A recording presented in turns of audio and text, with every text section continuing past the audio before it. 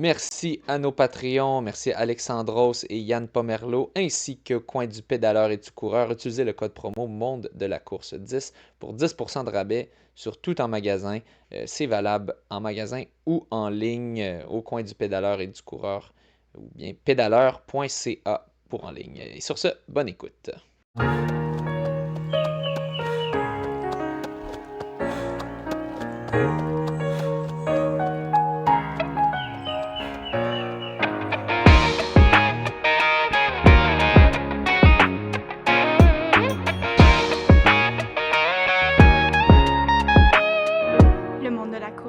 Bienvenue au monde de la course. On est content d'avoir Ashraf Tadili avec nous pour notre premier épisode de 2026. Bien content, on entame notre 8e année de podcast. Donc le temps file, le temps passe si vite. C'est ça, Ashraf, on se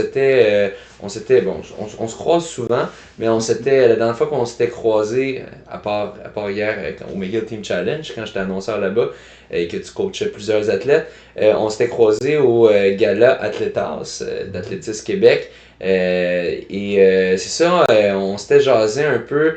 Toi, tu faisais partie d'un projet de recherche sur le développement des athlètes, comment favoriser ça, comment favoriser des athlètes qui éventuellement peuvent faire partie de l'élite québécoise. C'est ça, puis on a essayé de trouver un moment qui conviendrait, mais ce moment c'est aujourd'hui. Donc il y a une discussion sur, puis je pense pas que là, il y a des gens qui vont entendre ça, qui vont dire, ben là ça c'est... ça me concerne moins. Moi, je suis juste un petit coureur du dimanche ou je suis juste un coureur. Je pense, de ce qu'on s'est jasé, des grandes lignes que je pense qu'on va avoir, j'ai l'impression qu'il y a plusieurs aspects qu'on peut appliquer aussi à nous-mêmes dans ce qu'on va discuter, qu'on peut appliquer à notre propre pratique de la course à pied, de voir des difficultés qu'on a, des particularités du Québec que toi tu dois dealer avec. Pour ceux qui n'ont pas déjà écouté l'ancien épisode qu'on avait fait avec Ashraf, puis qui ne sauraient pas c'est qui, ben Ashraf, t'es le coach de McGill en athlétisme, t'es le coach en chef, le fondateur de Elite Distance Athlétique. Ben, t'as plusieurs gros noms. Il y a entre autres Samuel Laporte qui a vraiment tout arraché cette fin de semaine. Aussi Sacha Denoncourt qui a fait un 3,49 sur 1005. Puis c'est ça, t'es ton équipe de 4x800 qui a battu le record de McGill, qui était déjà très solide. Donc, en petite parenthèse, quel ridicule, en passant, quand on pense McGill qui ferme son équipe d'athlétisme. Hier soir, avant hier soir, il y a eu un record sur 4x800 mètres, un record d'équipe sur 4x200 mètres. Quand même assez débile quand on prend ça en compte. Puis là, toi, je pense, c'était-tu ta première année ou ta deuxième année avec McGill? Première année avec McGill. Ouais. Puis là, bienvenue, c'est ta première et dernière année. Bon, on va voir s'ils vont changer leur décision, parce que c'est un petit peu ridicule. Mais c'est ça. Donc, Elite Distance Athlétique, plusieurs autres athlètes, là, on va les renommer pendant le podcast. Et donc, c'est ça. Tu voulais venir un peu nous parler un peu des... Peut-être pas faire les grandes lignes, mais discuter un peu des aspects qui ont été abordés quand tu as participé à ce projet de recherche qui est entre autres, je sais pas si c'est... il y a une grande participation d'Athlétisme Québec là-dedans, puis c'est fait par une étudiante de Sherbrooke. Te souviens-tu son nom par exemple? Lara Pomerleau. Lara Pomerleau, qui mène ce projet-là. Donc, c'est quoi que ça nous prend, selon toi? Puis nous aussi, on va ajouter nos points de vue là-dessus, mais je pense qu'on converge pas mal. C'est quoi, selon toi, Ashraf, que ça prend pour pouvoir développer la haute performance au Québec? Là, on semble être sur une bonne lancée quand même. On a plusieurs, en tout cas, je sais qu'on avait quelques Québécois quand même l'équipe olympique d'athlétisme. Ben, cette année, en 2024, il y en avait 7. Ouais. 7 Québécois aux Olympiques en athlétisme. Ouais. Je ne sais pas si c'était un record. Ça faisait longtemps qu'il n'y en avait pas eu autant. Oui, c'est ça. Mais on a eu beaucoup d'années de vaches maigres aussi. J'ai l'impression que c'est un peu lié à des particularités géographiques ici, mais bon, toi, Ashraf, tu penses que c'est quoi que ça prend pour... Rentrons dans le vif du sujet. Ouais, explique-nous, ça prend quoi pour être formé des athlètes de haut niveau? Ben, merci pour l'invitation. Merci à toi de venir dans mon beau salon. Ben, bravo aussi pour ton prix au Gala. C'est vrai, j'avais oublié de le mentionner. Entraîneur de l'année, niveau développement. Donc, il existe 2 catégories, niveau excellence, niveau développement. Excellence, c'est pour ceux qui souvent entraînent des athlètes qui vont aux Olympiques, tout ça. Développement, c'est pour ceux qui ont des athlètes qui sont vraiment dans le top, identification, relève. Pour ensuite aller vers l'excellence. Là, donc, ouais. Exact. C'est l'environnement de performance. Mm-hmm. Donc, qu'est-ce que ça prend pour les athlètes élites actuellement qui espèrent atteindre les critères pour se qualifier aux championnats du monde et aux Jeux olympiques? Qu'est-ce que c'est un environnement de performance pour eux? Et cet environnement-là, il est lié aussi à la santé mentale. Donc, les deux forment un processus vers cet objectif-là. Donc, quelle est la composition de cet environnement-là de performance pour les athlètes? Donc, si on pose la question aux athlètes élites actuels au Québec, puis même ça s'applique sur les athlètes au Canada, en leur demandant quel est l'environnement adéquat pour vous, pour que vous puissiez dire là, on est dans l'environnement parfait, je peux me concentrer sur l'entraînement, ça serait quoi? Donc, c'est quoi la recette? Exactement. Si je me base sur l'expérience que j'ai eue quand j'ai débuté ma carrière d'athlète, j'ai eu la chance de commencer dans un groupe où les athlètes étaient déjà dans le top mondial en demi-fond, incluant le recordman du monde du 1500 mètres actuel de 3,26. Donc j'ai eu la chance dès le début de ma carrière de vivre dans l'académie de formation de ces athlètes-là de demi-fond. Fait que j'ai vu c'est quoi le haut niveau. Il y a l'environnement d'entraînement, la météo, qui est parfaite pour pratiquer notre sport à haut niveau. Il y a la méthode... Ça, c'est ce qu'on voudrait. Exactement. Quand tu dis parfaite, pour un environnement, la météo du Québec. Là, ça prend une météo, des conditions parfaites pour amener vers l'excellence. Exactement. Puis ça, ce qu'on n'a pas clairement, ce qu'on n'a pas au Québec. Là, pas aujourd'hui. On le ressent, on l'a ressenti ce week-end à moins 35. Je pense pas que c'est idéal pour faire de la performance. Quand ton congélateur est plus chaud que dehors. Oui, c'est ça. Il y a un petit problème là. Ça, c'est une bonne quote. Ça. Quand ton congélateur est plus froid que dehors. Il n'y a aucune filière énergétique que tu vas développer en ce moment dehors. Ah ouais. Donc l'environnement de performance, donc il y a la météo, il y a la méthode d'entraînement et il y a l'engagement de l'athlète. Les 3 éléments font que l'athlète peut se dire je peux me concentrer maintenant juste sur appliquer l'entraînement parce que j'ai ces 3 éléments-là, je les ai présents. J'ai une question parce qu'on parle de la météo, donc c'est en fonction de l'emplacement sur la planète, on est où, tu as la météo. Est-ce que tu rentrais là-dedans aussi l'altitude? Parce qu'on voit que les Kenyans qui vivent en altitude sont clairement performants puis partout. Est-ce que dans on met la météo, oui, mais est-ce qu'il y aurait aussi l'altitude d'après toi? Bien sûr. Dans tes exemples là, de gens avec qui tu étais, qui étaient de très haut performants, est-ce que c'est des gens qui se sont entraînés majoritairement en altitude, puis qu'après ça, ils arrivent aux Olympiques au niveau de la mer, puis ils explosent tout? Est-ce qu'il y a de ces exemples-là aussi? Oui, l'entraînement en altitude fait partie de la planification annuelle. Ouais. Parce qu'il y a des gains à faire, bien sûr, que les athlètes peuvent bénéficier.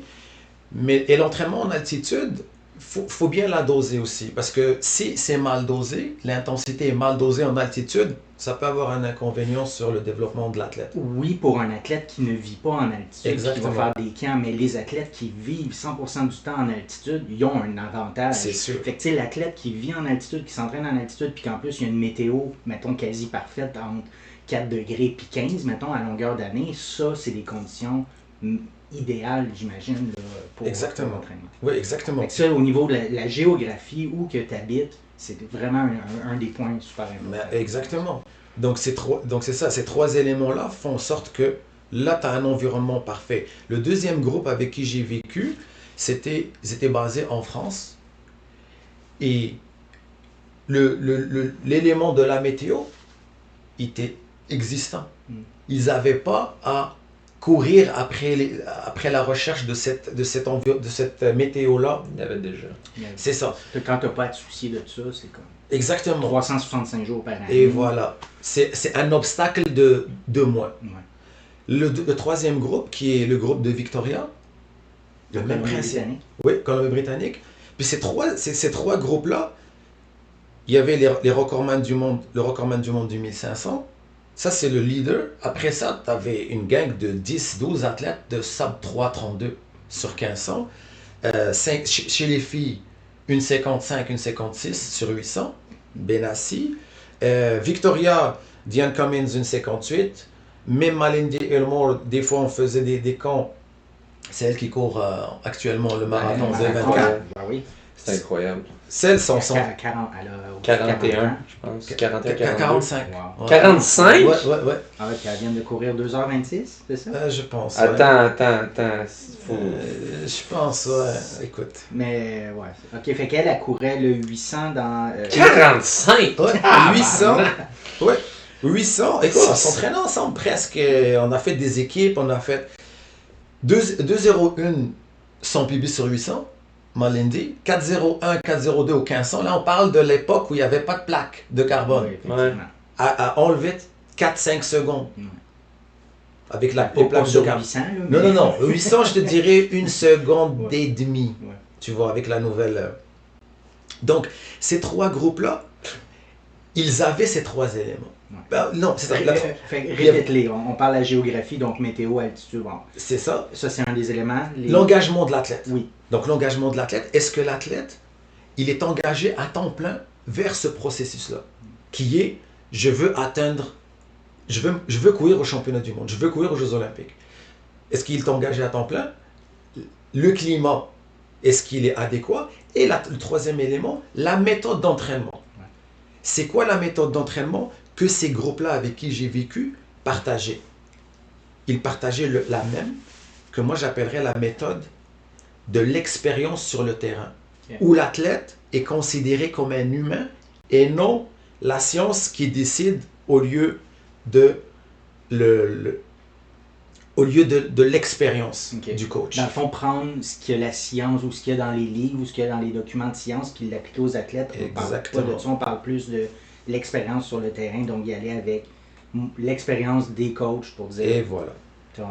C'est ça, on l'a vécu, on a vu, maintenant on l'applique. C'est plus ça. Exactement. Donc les coachs que eux, ils ont vécu la science. Ils n'ont pas lu des livres. Ouais. Ça fait toute une différence sur la progression de l'athlète, sur la planification et la confiance de l'athlète dans le processus. Souvent, la méthode basée sur la science, il y a l'essai-erreur.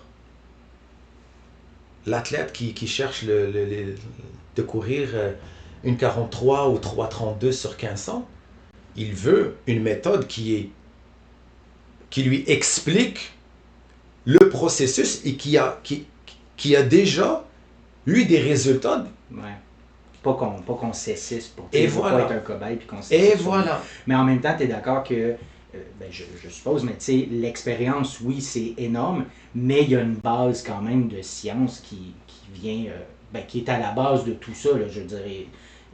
C'est expliqué scientifiquement, les méthodes qui fonctionnent. Après ça, tu les appliques sur le terrain, tu peaufines, puis tu as de l'expérience, mais il y a quand même une base de science là-dedans. Oui, il y a une... Mais c'est pas que ça, naturellement. C'est ça. L'expérience vaut pour beaucoup. Voilà. C'est que la science, elle t'explique certains éléments, mais c'est l'expérience qui Il décide. va le peaufiner. Voilà, qui décide. Parce que l'athlète n'est pas un fichier Excel qu'on va appliquer on va utiliser des gadgets pour... Il y a trop de variables. Et voilà. Plus qu'il y a des statistiques, plus qu'il y a de gadgets, comme on dit, plus l'erreur est énorme.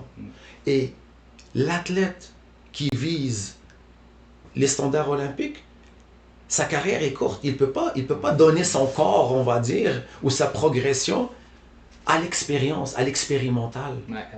À Lui, test, là, on c'est ça. essaie l'essai-erreur, puis on check ça. Exactement. Puis mon vécu, avec ces 3 groupes-là, il n'y avait aucun gadget.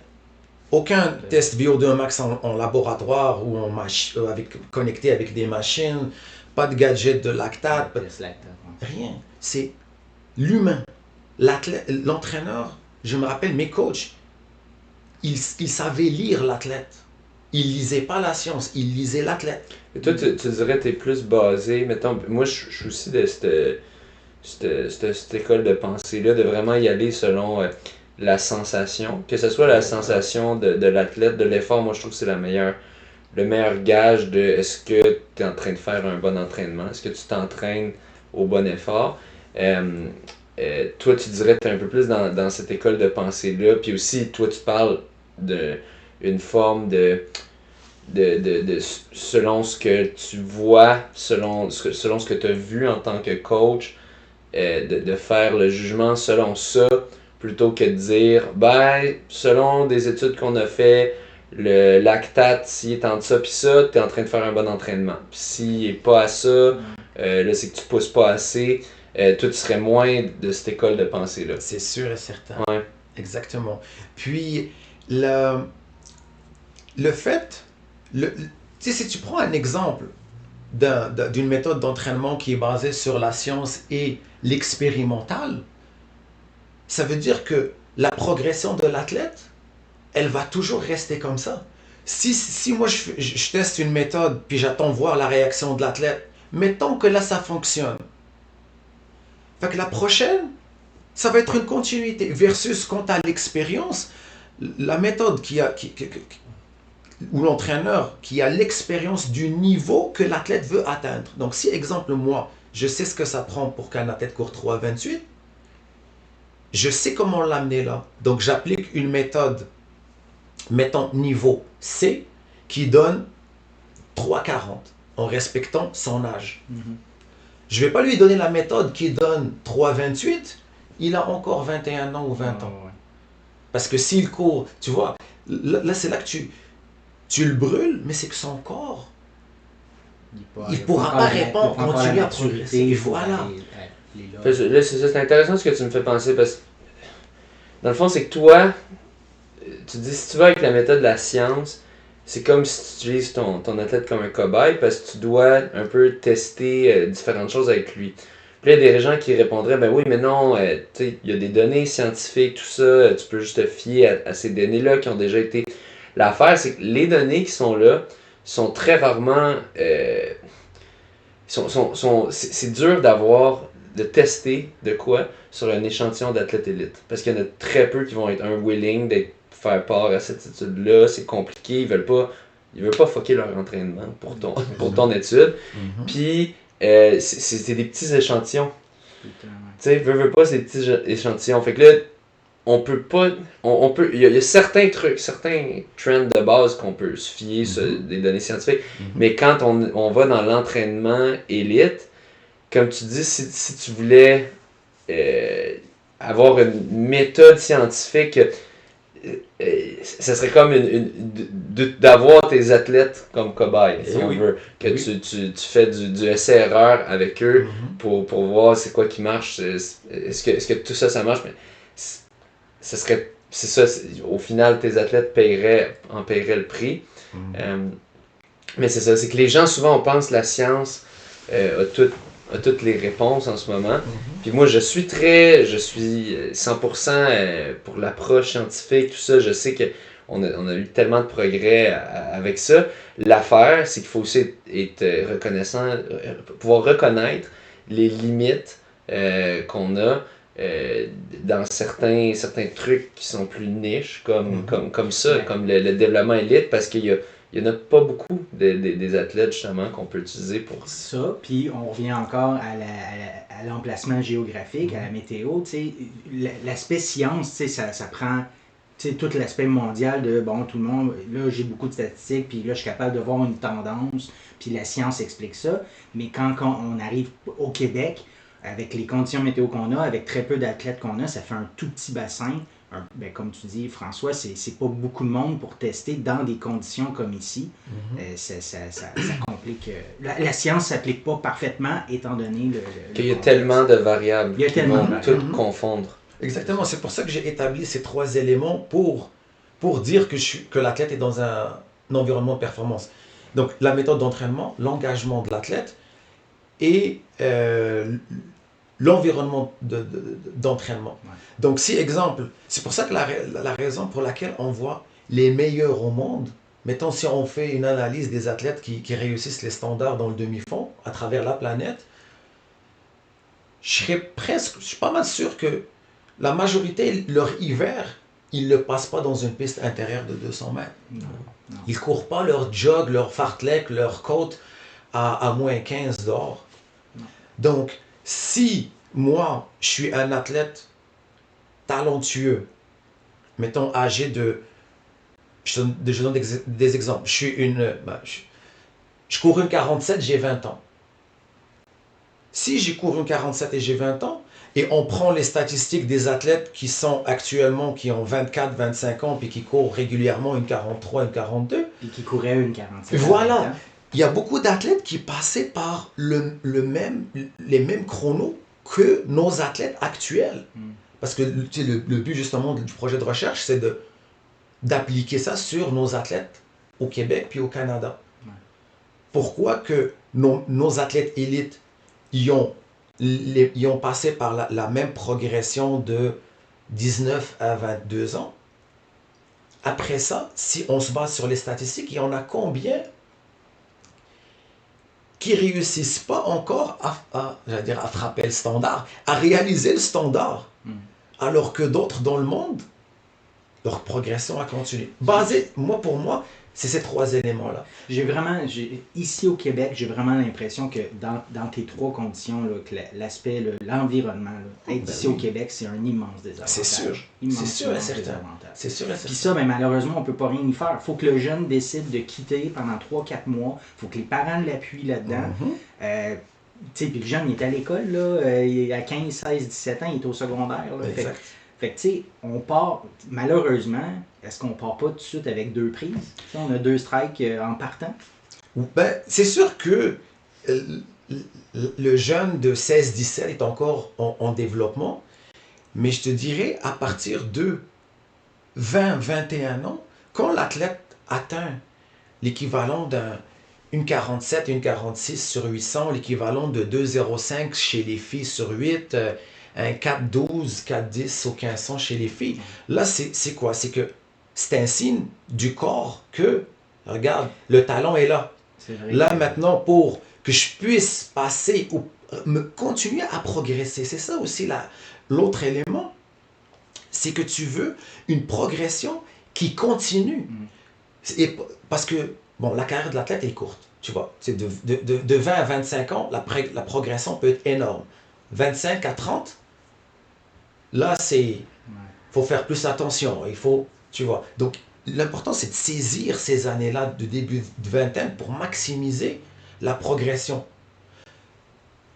Si la tête est engagée, c'est parfait.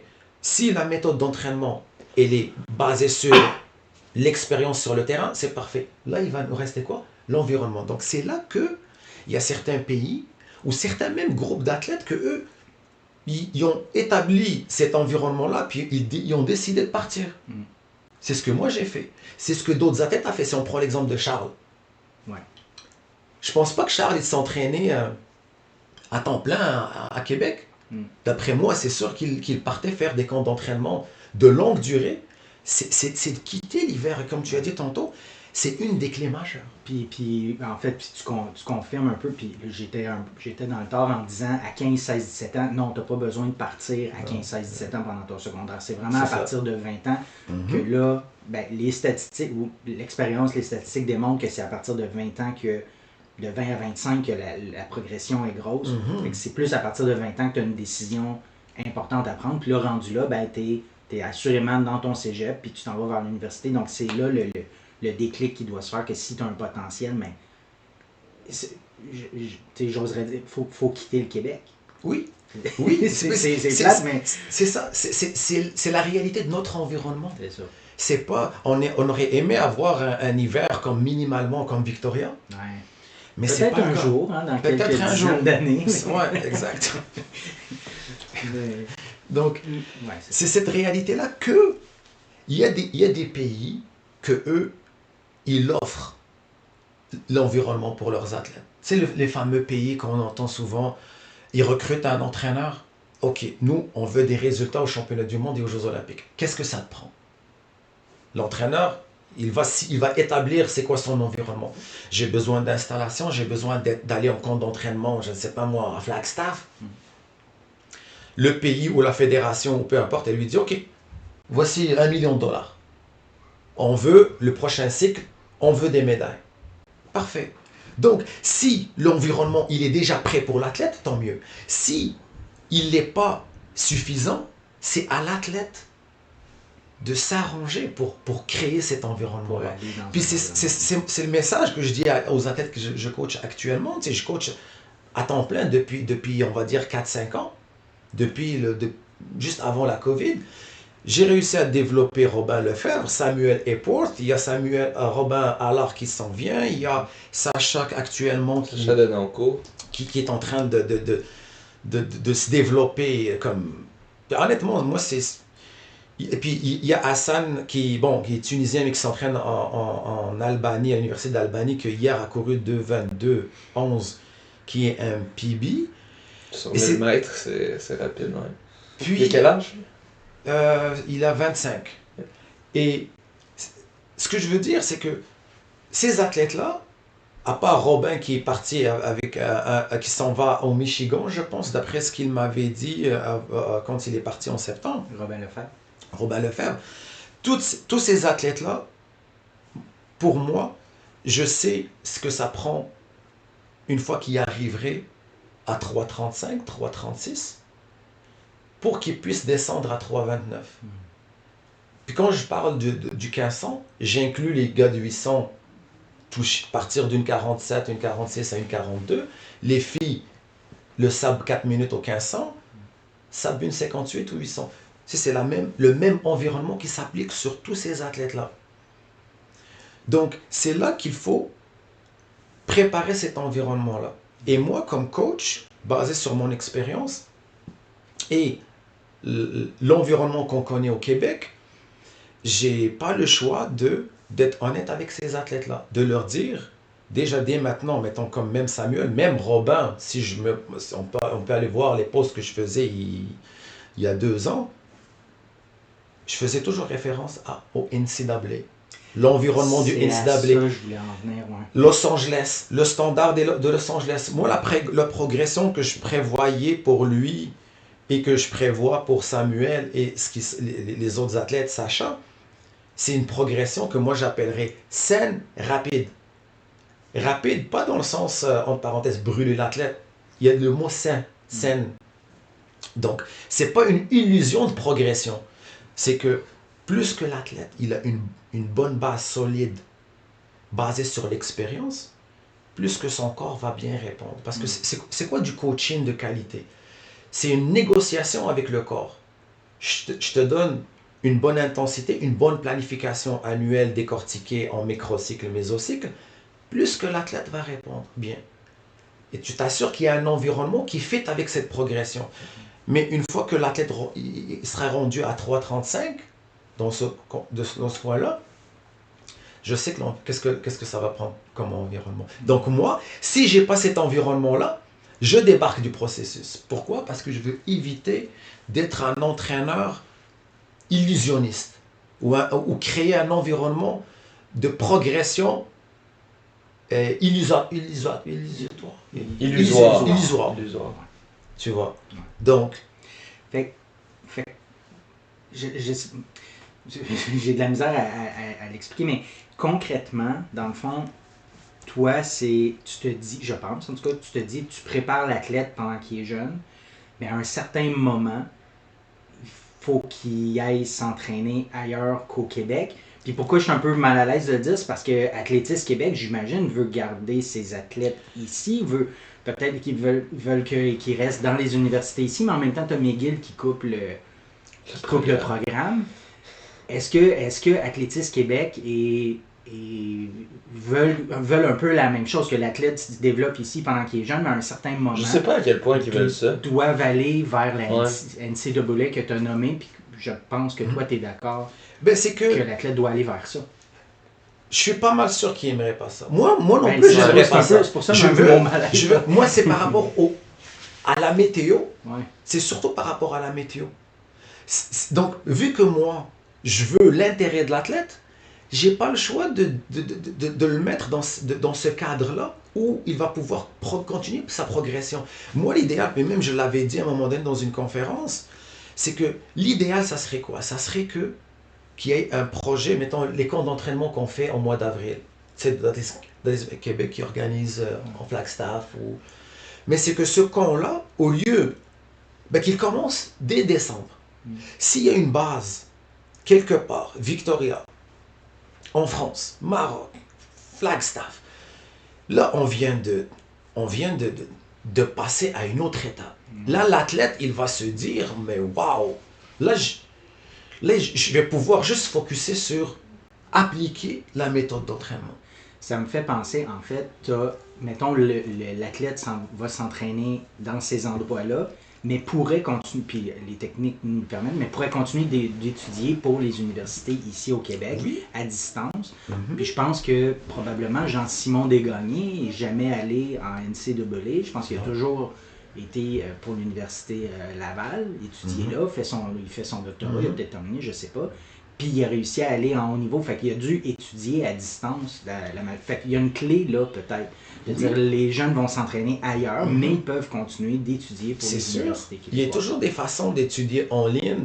Puis moi, tu vois, moi je suis pas mal certain que Jean-Simon, s'il s'entraînait à temps plein, il serait encore, d'après moi, facilement un sub 8,05 sur Steeple, parce que c'est quand même phénoménal ce qu'il a réussi à Ouais. faire Ouais. en étudiant. T'as-tu vu le petit documentaire sur YouTube? Ben, J'ai pas encore été j'ai voir. vu le preview, mais j'ai Ouais, pas... ouais. Ben, je veux dire, t'apprends rien de nouveau, là, tu vois les images, tu revis les moments un peu de ces gros moments, ces gros highlights dans les dernières années, mais c'est ça, comme tu dis, c'est fou Ouais. de faire médecine plus ça, j'ai de la misère à croire que ça impacte pas. Mhm. Mais c'est pour ça, quand tu dis s'impliquer à temps plein, s'entraîner en temps plein, est-ce que tu veux dire que de ne pas faire d'études en même temps ou de quand même étudier à l'université, mais de s'entraîner Si c'est dans le même complexe, mettons, on prend un exemple des meilleures universités américaines où les athlètes ils sont installés dans le même environnement. Donc, Ouais. ils étudient 4 minutes de marche, c'est leur chambre. Ils ont cafétéria, ils ont Ils ont la tout. clinique de soins sportifs, ils ont la météo, le coaching de qualité. C'est sûr que c'est le monde idéal. Ok. La réalité du Québec, c'est pas le cas. Mm. Si on veut créer un environnement le plus proche de ça, des Américains puis des Français ou des Marocains, ça serait d'établir une base quelque part. C'est un peu ce que j'ai vécu.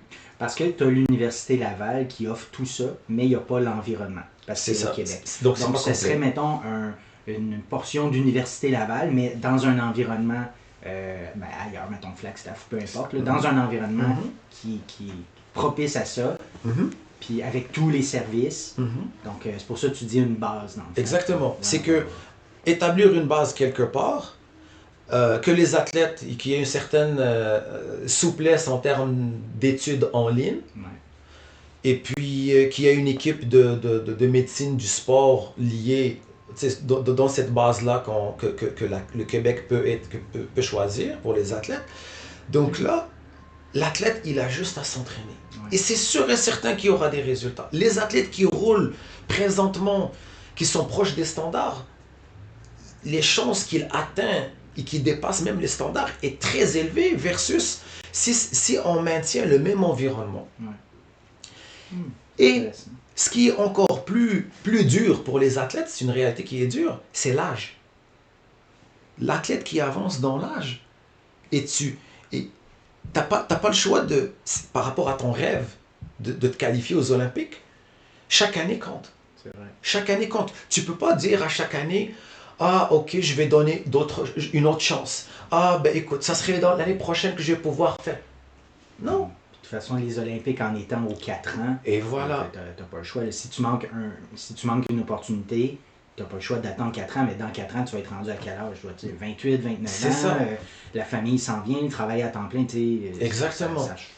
Exactement. Puis ce qui T'as pas de temps à perdre. Oui, et puis ce que je trouve un peu difficile pour l'athlète, c'est que ceux qui courent toujours proche des standards, mais qui réussissent pas encore. Tu vois, si tu mettons, toi, à chaque année, tu progresses, mais c'est pas assez vite, mais tu es quand même proche. C'est comme un peu à l'humeur, tu vois. Ouais. Fait que tu dis, mais il me semble que, pourquoi que j'arrive pas? Tu sais, si je suis rendu à 3,35 puis j'ai 22 ans ou j'ai 25 ans, qu'est-ce qui fait que j'arrive pas à fracasser ce 3,31 alors qu'ils ont des exemples autour d'eux, de d'autres provinces, mais plutôt, mettons, des Américains, des Européens. Pourquoi eux, pourtant, comme on a dit tantôt, ils ont eu la même progression de 19 à 22. La différence, il y en a qui ont continué à progresser, puis d'autres, ils bloquent. Puis à partir de 26, 27, c'est plus la même chose. C'est que l'athlète, mettons, il est super engagé, il est constant dans ses entraînements, il y a des bons coachs, tout ça, mais il ne progresse plus. C'est quoi? Tantôt, tu as abordé un peu l'aspect mental. C'est quoi? Qu'est-ce qui cause ça qu'à un moment donné, l'athlète se retrouve là-dedans, il ne réussit pas là, à s'améliorer plus malgré qu'il est super engagé. Tout ça, mentalement, ça doit être difficile. Oui, ben, les chances que ces trois éléments-là ils sont optimisés. Mettons, comme tu as dit ou comme on a décrit, l'athlète, il est basé à Flagstaff ou il est basé à Nice en France ou à Paris à l'INSEP. Il suit une superbe méthode d'entraînement, il est engagé, les chances qu'il ne progresse pas sont minimes.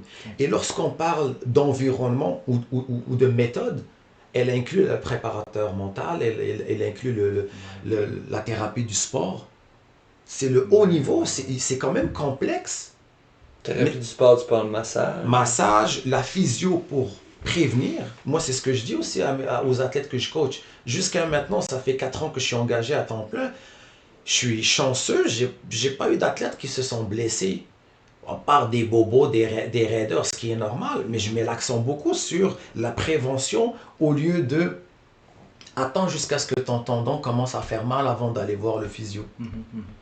Tu vois? Donc, créer un environnement le plus adéquat possible et que cet environnement-là, il suit la progression. Jusqu'à ce que, dès que l'athlète atteint son fameux standard pour les Olympiques, donc mettons l'athlète qui a 20 ans, qui court 3,40, qui progresse de 3 secondes à chaque année, il va arriver à 24, 25, 3,30. Une nouvelle dimension, une nouvelle vie commence. Parce que là, si tu es à 3,30 ou 3,29, ton but c'est de rester là et t'améliorer. Là, tu viens d'embarquer dans une autre. Puis là, tu es rendu dans l'élite mondiale. Là, c'est sûr, c'est ça. Oui. J'ai hésité à le dire. Ah oui, c'est très mondial. C'est l'élite mondiale. Puis, fait que là, comme tu dis, c'est une nouvelle vie. Une nouvelle vie. C'est une coche qui est... Ouais, exactement. Ça, c'est une méthode où c'est là encore la compétence de l'entraîneur. Donc, si moi, je sais déjà comment t'amener à 3,28 ou une 42, mais je suis capable de t'amener graduellement jusqu'à ce chrono-là et le maintenir. Donc, te préparer. C'est quoi ton équipe autour de toi? La thérapie du sport, c'est essentiel. Le coach mental aussi. Coach mental, vraiment. oui, pour prévenir. Ouais. Puis, juste les camps d'entraînement qu'on faisait, le masso, il était à temps plein avec nous. Je me faisais masser 3-4 fois par semaine. J'étais avec des athlètes, les gars de 3,28, 3,29, les filles d'une 56. C'est la séance qui finit. Écoute, je me rappelle, c'était des séances de fou. 4 fois 1000, 1 minute de récup en 2,19. Prenez le temps d'analyser ça. Quoi? 4 fois 1000, 1 minute de récup en 2,19. 2,19 sur 1000, me semble, Une minute c'est un temps international. Puis ça, C'est un entraînement. Ça, c'était en entraînement. Ouais. Qui faisait ça? Des SAP 3,31, 3,30 au 1500. Ok. Des gars de 12,50 sur 5000. Des filles, tu sais, ça c'était normal. C'était pour moi, c'était ma clique. Des filles. 4 fois 1000, Mhm. 2,19, 1 minute de récup. 1 minute de Ouais. récup. Mais tu sais, c'est là, on parle Il n'y a d'athlètes. personne qui a fait en bas de 2,20 à McGill hier sur 1000 mètres. Non, ouais, c'est juste. Ça, c'était bon, ça, c'était sûr, c'était un autre. Ils sont en développement et le but, justement, c'est d'amener ces athlètes-là à faire ce genre, à atteindre ce niveau-là. Parce que pour atteindre ce niveau-là, de cet exemple-là, ben, c'est un processus aussi. Mais c'est à ce niveau-là, on parle d'athlètes qui valent 7,25 au 3000, qui valent 3,27, 3,28, sans nommer les noms, sur 1500. Des filles qui ont fait 400, 1 minute de récup en 56. Des filles. 56, c'est 56, 58? Puis avec une- 56, 56. Ok. La fille vaut une 56, une 55. Mais pour ça, là, on va rentrer dans la méthode beaucoup plus... on décortique les méthodes. Le spécifique, il est lié aussi au pré-spécifique, à la phase générale. Puis ça, c'est dès le début de la carrière du jeune, de l'athlète. Tu sais, quand on parle de développement court terme, moyen terme, long terme de l'athlète, on parle de planification. Planification, donc tu respectes l'âge de l'athlète. Si l'athlète il a 16 ans, mettons Robin Allard, lui, les recettes que je lui donne, puis là, lui en plus, le jour où il va pouvoir s'entraîner avec dans mon groupe régulièrement, parce que là, il reste proche de Gatineau, j'adapte la planif depuis 1 an et demi sur son environnement parce qu'il n'a pas accès vraiment à une piste. Fait que tout ce qu'il fait, Ah, ok. Fait ça sur le coup. oui, à l'extérieur. De temps en temps, il vient avec nous, mais... fait Pas que de piste intérieure. non, dans la région non, de Gatineau. non. Des fois, il va aller, je pense, à Ottawa. Des fois, il vient avec nous, soit à McGill, soit à Robillard. Fait que ça, c'était un exemple de... on a battu quoi? 5-6 records l'année passée. Robin, 14-15 records. Samuel, à San. Donc, tout ce groupe-là, là, je peux inclure Sacha. Tout ce groupe-là, la méthode qu'ils suivent, elle est basée sur les chronos qu'ils font actuellement. Mais il y a d'autres méthodes qui attendent, mais qui fit avec, qui sont reliées à la méthode actuelle. C'est ça une planification. C'est un peu... Ça, c'est plus le moyen terme, long terme, quand Voilà. ils vont être un peu plus vieux. Voilà, Les autres méthodes vont venir se Exactement. greffer à cette base-là que tu es en train c'est de- ça. Parce que le corps, tu sais, le corps est intelligent. Plus que tu négocies avec lui d'une façon naturelle, là, tantôt, on parlait de la perception de l'effort.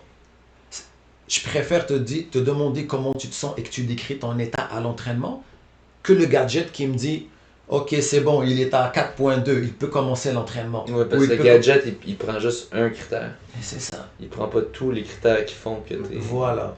commenté aujourd'hui. C'est ça. Puis la phase la plus sensible et la plus lui-même critique dans une planification, c'est la période spécifique. C'est là où l'athlète, il est dans son summum par rapport à la performance Ça, c'est- de l'année. Est-ce que c'est les semaines avant, mettons, un objectif une compétition, une grosse compétition, c'est tout ça le spécifique? C'est la dernière phase avant la phase compétitive Ok, c'est C'est ça. avant. et pendant. Ok. Pendant, là, comme on dit, c'est race C'est pace. le pic, là, le C'est pic ça. à la compétition, ça fait partie du spécifique. Exact. Moi, comme j'appelle cette phase-là, les gars, ils rient quand je le dis. Ils sont dans l'œil de l'ouragan. Ah ouais. Là, dès que je dis l'œil, écoute, des gars de McGill, J'aime ton image.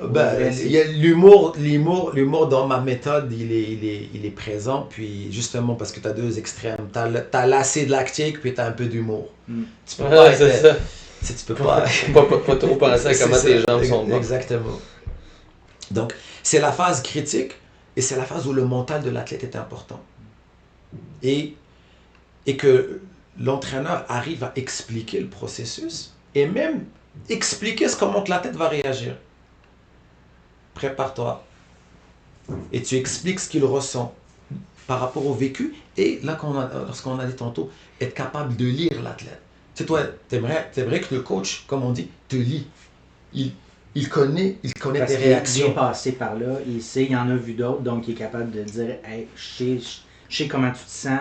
Voilà. Oui, t'es pas encore dans l'œil de l'ouragan, t'es encore dans le contour, là, c'est la grosse fatigue puis tout ça, mais fais-toi confiance, puis tu vas y arriver dans l'œil de l'ouragan. Là, au moment de la compétition, tu vas être prêt. Puis, exactement, ouais.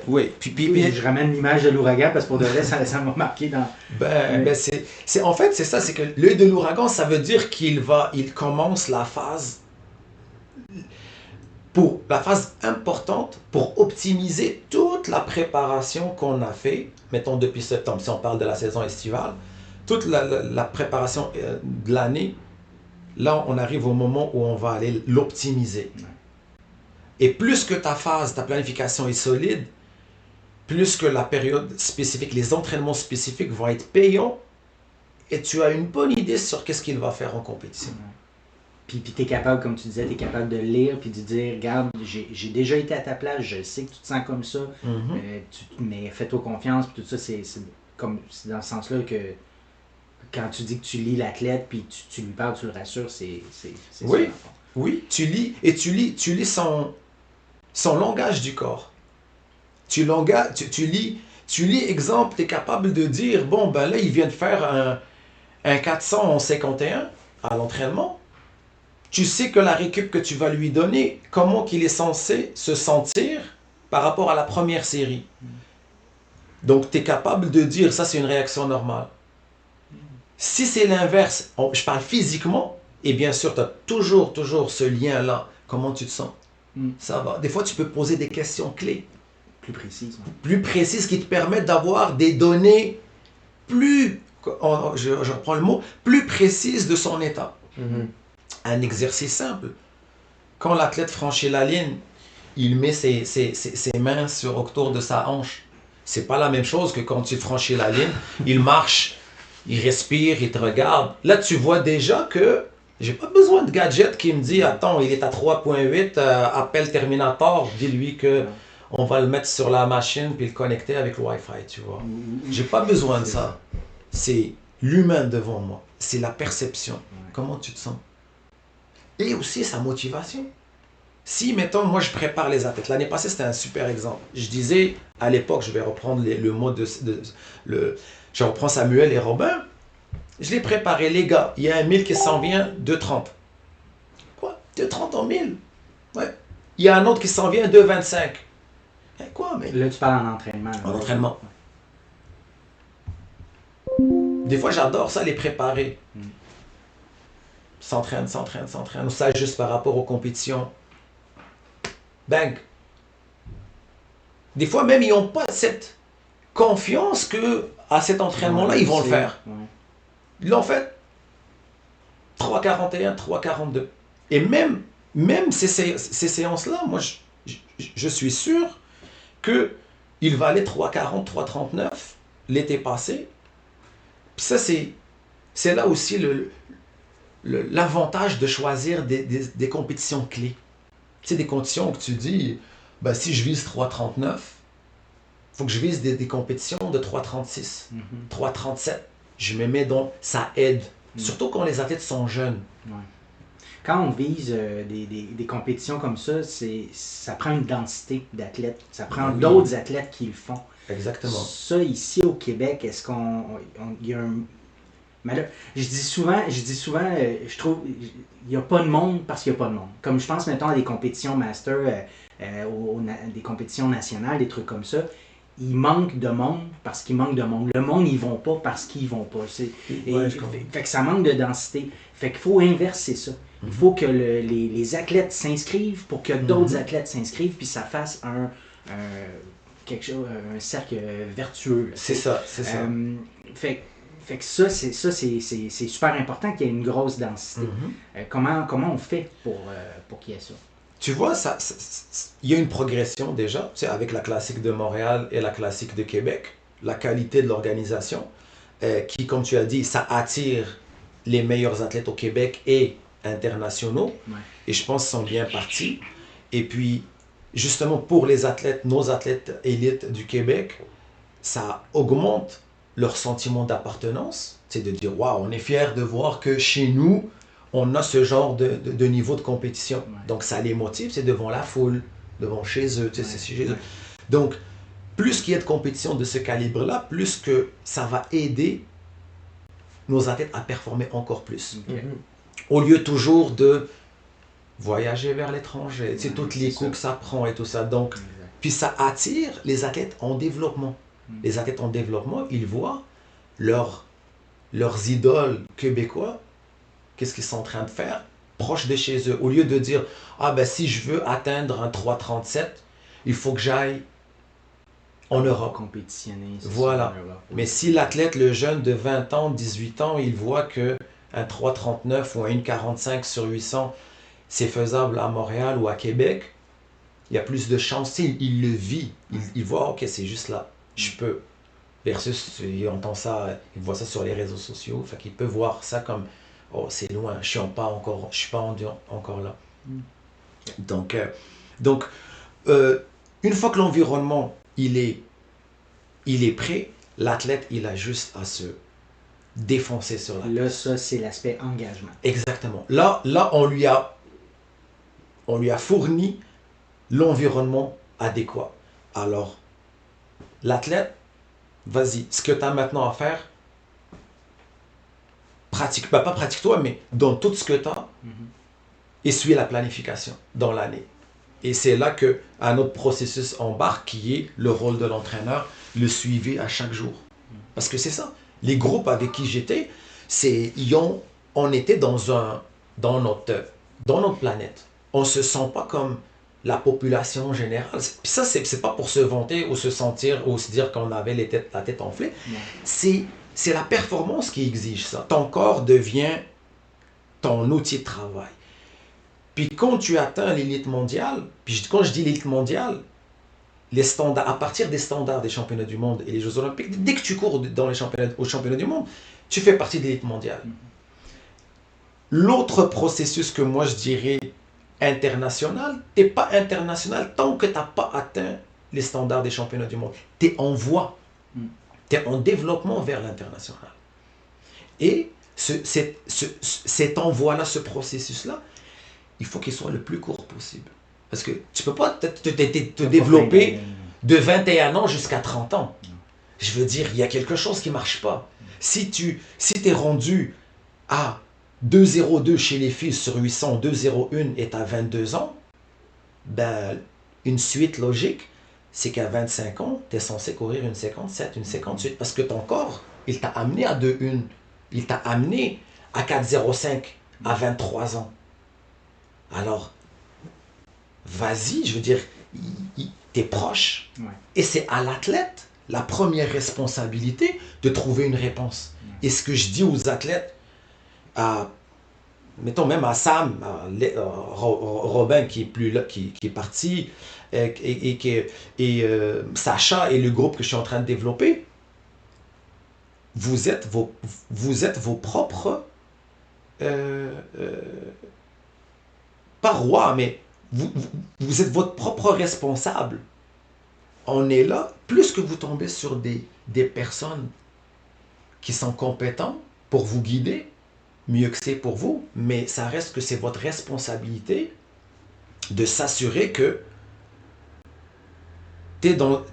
tu progresses à la façon que tu veux. Et l'athlète de haut niveau, il faut qu'il soit toujours en alerte. Ok, est-ce que tout fonctionne bien?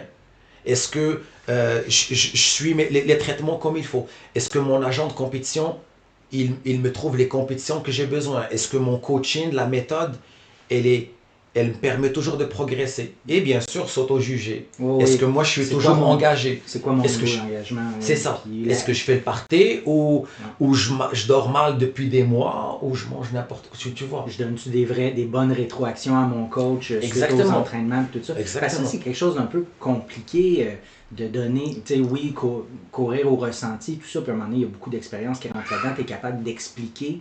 Mais moi, je trouve ça peut être compliqué d'expliquer comment je me sens pendant ou après un entraînement.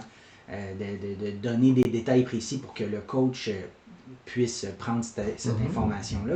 Quand tu es jeune, ça peut être encore plus difficile de bien expliquer comment tu te sens à l'entraînement. Oui, c'est vrai, ça fait du sens ce que tu dis, parce que la description de la sensation, elle est basée sur l'expérience de l'athlète et la description. Un exemple, un athlète jeune, mettons 16-17, il peut te dire simplement j'ai les jambes fatiguées, j'ai les jambes lourdes. Un athlète de 21-22 ans qui roule 3,34, 3,33, il va te dire je me sens bien, je dois juste un peu pousser, c'est tout. Ouais. Donc, encore une fois, c'est là la compétence de l'entraîneur de faire une différence entre les deux descriptions. Ouais. Tu vois? Donc, l'athlète, le jeune, justement, c'est le but de l'amener tranquillement vers la compréhension de ce qu'il est en train de vivre. De ce qui se passe. Exactement. Parce qu'il va te faciliter la tâche comme entraîneur. C'est un travail d'équipe. Parce que moi, j'ai de la misère encore. Ça fait 10 ans que je cours, j'ai de la misère à juger, tu sais, sur 10, là, c'est quoi ton ressenti sur 10? J'ai de la misère à le juger, tu sais. Puis j'imagine, c'est ça, un jeune... Fais-tu beaucoup de 10 kilos? Hein? Fais-tu beaucoup de... Ah, tu parles ton ressenti je parle sur de 10. l'échelle, l'échelle de 1 Ouais. sur 10. Ok. Ton entraînement, tu l'as ressenti de combien? Ouais. Ça fait 10 ans que je cours. Ça fait 10 ans que je cours avec des plans d'entraînement, puis j'ai de la misère à... Mais je suis peut-être pas assez engagé en même temps. Là. mais fait que je me mets à la place d'un jeune de 16, 17, 18 ans que tu lui demandes hey, c'est quoi ta cote de ressenti? Aucune idée. Moi, ça devrait être un 7. Je vais te dire 7 sur 10. Tu sais. Moi, je sais quand... Ça, je le rentrais tout le temps après mes entraînements. À l'époque, John, on avait un Google Sheet, c'est comme Excel. Puis là, à chaque fois, après chaque entraînement, il fallait que je dise... En fait, après chaque course, il fallait que je mette une cote. Ouais, mais c'est Puis important. quand j'étais plus jeune, je mettais des nombres beaucoup plus petits. OK. Puis là, quand plus j'ai avancé, plus j'ai fait « Ah non, ok, ça c'était plus tough, cette affaire-là. » Mais Fait ça, que je sais pas... c'est avec l'expérience. Ouais, mais je sais pas si je suis devenu plus soft, puis que là, je suis comme « Hey, non, c'est rough. » Ou que j'ai comme réalisé, parce que dans ma tête, il y avait comme toujours cette idée-là de je peux jamais vraiment atteindre le 10, puis là le 9 c'est seulement dans une course peut-être, puis le 8 c'est quand même une bonne course que tu as bien gérée, fait qu'en fait un 7, même là ça serait dur de se rendre là dans l'entraînement. Ça c'est plus du ressenti, c'est tu la détermines selon ce que ça devrait être et non selon ce que tu ressens. Mais tu prends ça en considération. Ouais. Ce que tu ressens, c'est par rapport aux autres sensations dans le monde. Tu sais, quand tu dis sur 10, c'est par rapport à toutes les sensations que tu pourrais ressentir. À quel point est-ce que tu te sens fatigué. Fait que c'est ça, mais j'ai comme... C'est pas évident. C'est pas si évident que ça. Puis c'est peut-être pour ça que c'est peut-être pas pour tout le monde que tu peux nécessairement commencer avec ça, avec des athlètes moins expérimentés. Puis là, peut-être c'est là vient le travail du coach, de voir selon d'autres choses qu'il voit, la respiration, tout ça, de voir où est-ce qu'il est. Puis peut-être, j'en reviens à ça, tu sais, on disait la science, tout ça, mais la prise de lactate, ça peut être un indicateur. Et voilà. Tu sais, ça peut être, c'est ça, si ton lactate est à fond, ben ton ressenti, normalement, devrait être très élevé, là. Ouais, ça peut être un indicateur. C'est ça, comme tu dis. Un indicateur, ça peut donner une idée, mais c'est pas ça qui va te dicter la suite ou le choix de l'entraînement. Ouais, c'est ça. C'est un gadget versus le ressenti de l'athlète. Et comme coach, plus que tu es compétent et tu as de l'expérience, plus que tu peux poser ta question ou chercher des réponses à travers d'autres façons de poser la question. Fait que même s'il est jeune, il n'est pas capable de l'expliquer, il n'a pas assez d'expérience pour comparer puis dire ben, mon ressenti il est comme ça parce que mon expérience des autres courses m'amène à dire que. Tout est comme un détective qui va Et réussir voilà. à trouver. C'est ça. Ok. Le coach compétent, c'est un ingénieur, c'est un génie. C'est plus qu'il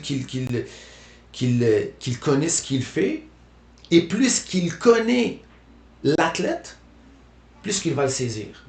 C'est pour ça d'ailleurs qu'on dit, tant que tu progresses, garde le même environnement. Change pas souvent de coach. C'est ça, moi, ils me l'ont appris, et puis je le confirme jusqu'à aujourd'hui. Tant que tu progresses, change pas. Sauf si tu as d'autres éléments qui sont autres que la progression. Ça peut arriver, peu importe groupe, voyagement, déménagement, études. Donc, tu gardes la recette quand ça fonctionne. Et, encore une fois, je fais le lien lorsqu'on parlait de la progression, des athlètes à partir de 23, 24, 25. Là, normalement, ton corps, il te dit, écoute, là, je suis à mon summum. Soit que ce que tu me donnes, c'est ce que je vais te donner de retour. Si tu continues toujours à faire essai-erreur, la progression va payer le prix. Puis si tu n'es pas assez engagé. Et voilà, c'est ça. Puis en fait, comme tu as dit, tout est basé sur comment tu es engagé. Si moi, je veux être dans l'élite mondiale, qu'est-ce que cette élite-là font? Qu'est-ce que ces élites-là font? Comme on a dit tantôt. Si on part maintenant, demain on arrive à Flagstaff, ou on arrive à Victoria, ou on part à l'INSEP, pour trouver les athlètes de demi-fond ou des athlètes de course sur route, qui qu'on va trouver? Tous ceux qui ont atteint l'élite mondiale, ou ceux qui veulent, parce que justement, ils ont compris. Alors, notre réalité au Québec, on n'a pas le choix d'aller vers ça. Si c'est ça ce qu'on veut, si l'athlète, il est bien avec son monde de m'entraîner ici, dépanner avec ce que j'ai, me contenter de la progression que j'ai, tant mieux, je veux dire, c'est correct. C'est selon le vouloir de Et l'athlète. voilà. Ça, c'est la base. Voilà. C'est ce qu'il veut. Mais si tu veux l'élite mondiale, tu n'as pas le choix de changer autour de toi. Ouais. Parce que c'est l'exigence de ce que tu veux qui... C'est quoi l'engagement Bon, parce qu'on en parlait au niveau universitaire, là, ben, tu as la NCAA là, qui est attirante et tout ça pour le contexte là, de densité d'athlètes, d'environnement géographique, puis météo, tout ça. Mais sinon, ça serait quoi l'engagement d'athlétisme, si tu le sais, là, l'engagement d'Athlétisme Québec de dire on veut que les athlètes continuent d'étudier dans les universités québécoises, mais on veut qu'ils puissent s'entraîner dans un environnement optimal. Donc, oui, on pourrait établir des bases. Donc, ça prend la participation du gouvernement, d'Athlétisme Québec, puis des universités. Est-ce qu'il y a un genre d'engagement qui commence de ce côté-là pour établir une base ou des bases dans d'autres endroits géographiques? Oui, ben, la base est déjà créée. C'est la base moi je l'appellerais la base du mois d'avril. C'est de 3 semaines, un mois. C'est ça, quand on y a Équipe Québec qui part... C'est un échantillon. C'est voilà. 3-4 semaines dans l'année. C'est pas tout l'hiver. Mais... Exactement. Fait que là, prendre ça, mais prolonger. Ouais. Donc, le commencer plus tôt. Donc, on va dire parce qu'en avril, c'est moyen utile. C'est ça. C'est sûr que c'est mieux que rien. Non, mais je pense que c'est là parce qu'il y en a beaucoup que le cégep finit ou l'université finit. Et voilà. C'est pour ça qu'ils le mettent là. Et voilà. Donc, mais si... Ça serait intéressant de faire comme un genre de projet de recherche, à savoir, si on demande aux athlètes élites, ou en tout cas qui sont proches, en leur demandant s'il y a une base à Flagstaff ou à Victoria de décembre à avril, et qu'il y a une entente avec les universités pour que ces athlètes-là suivent des cours en ligne, à distance. Mais ce qui est important, c'est qu'il faut que l'athlète veut. Mais si on propose, on offre le terrain, on facilite le terrain, il y a des bonnes chances que l'athlète accepte de s'engager. Donc là, comme responsable, on vient de créer cet environnement-là. Tantôt, tu as dit le gouvernement et Athlétisme Québec, moi j'ajouterais le privé.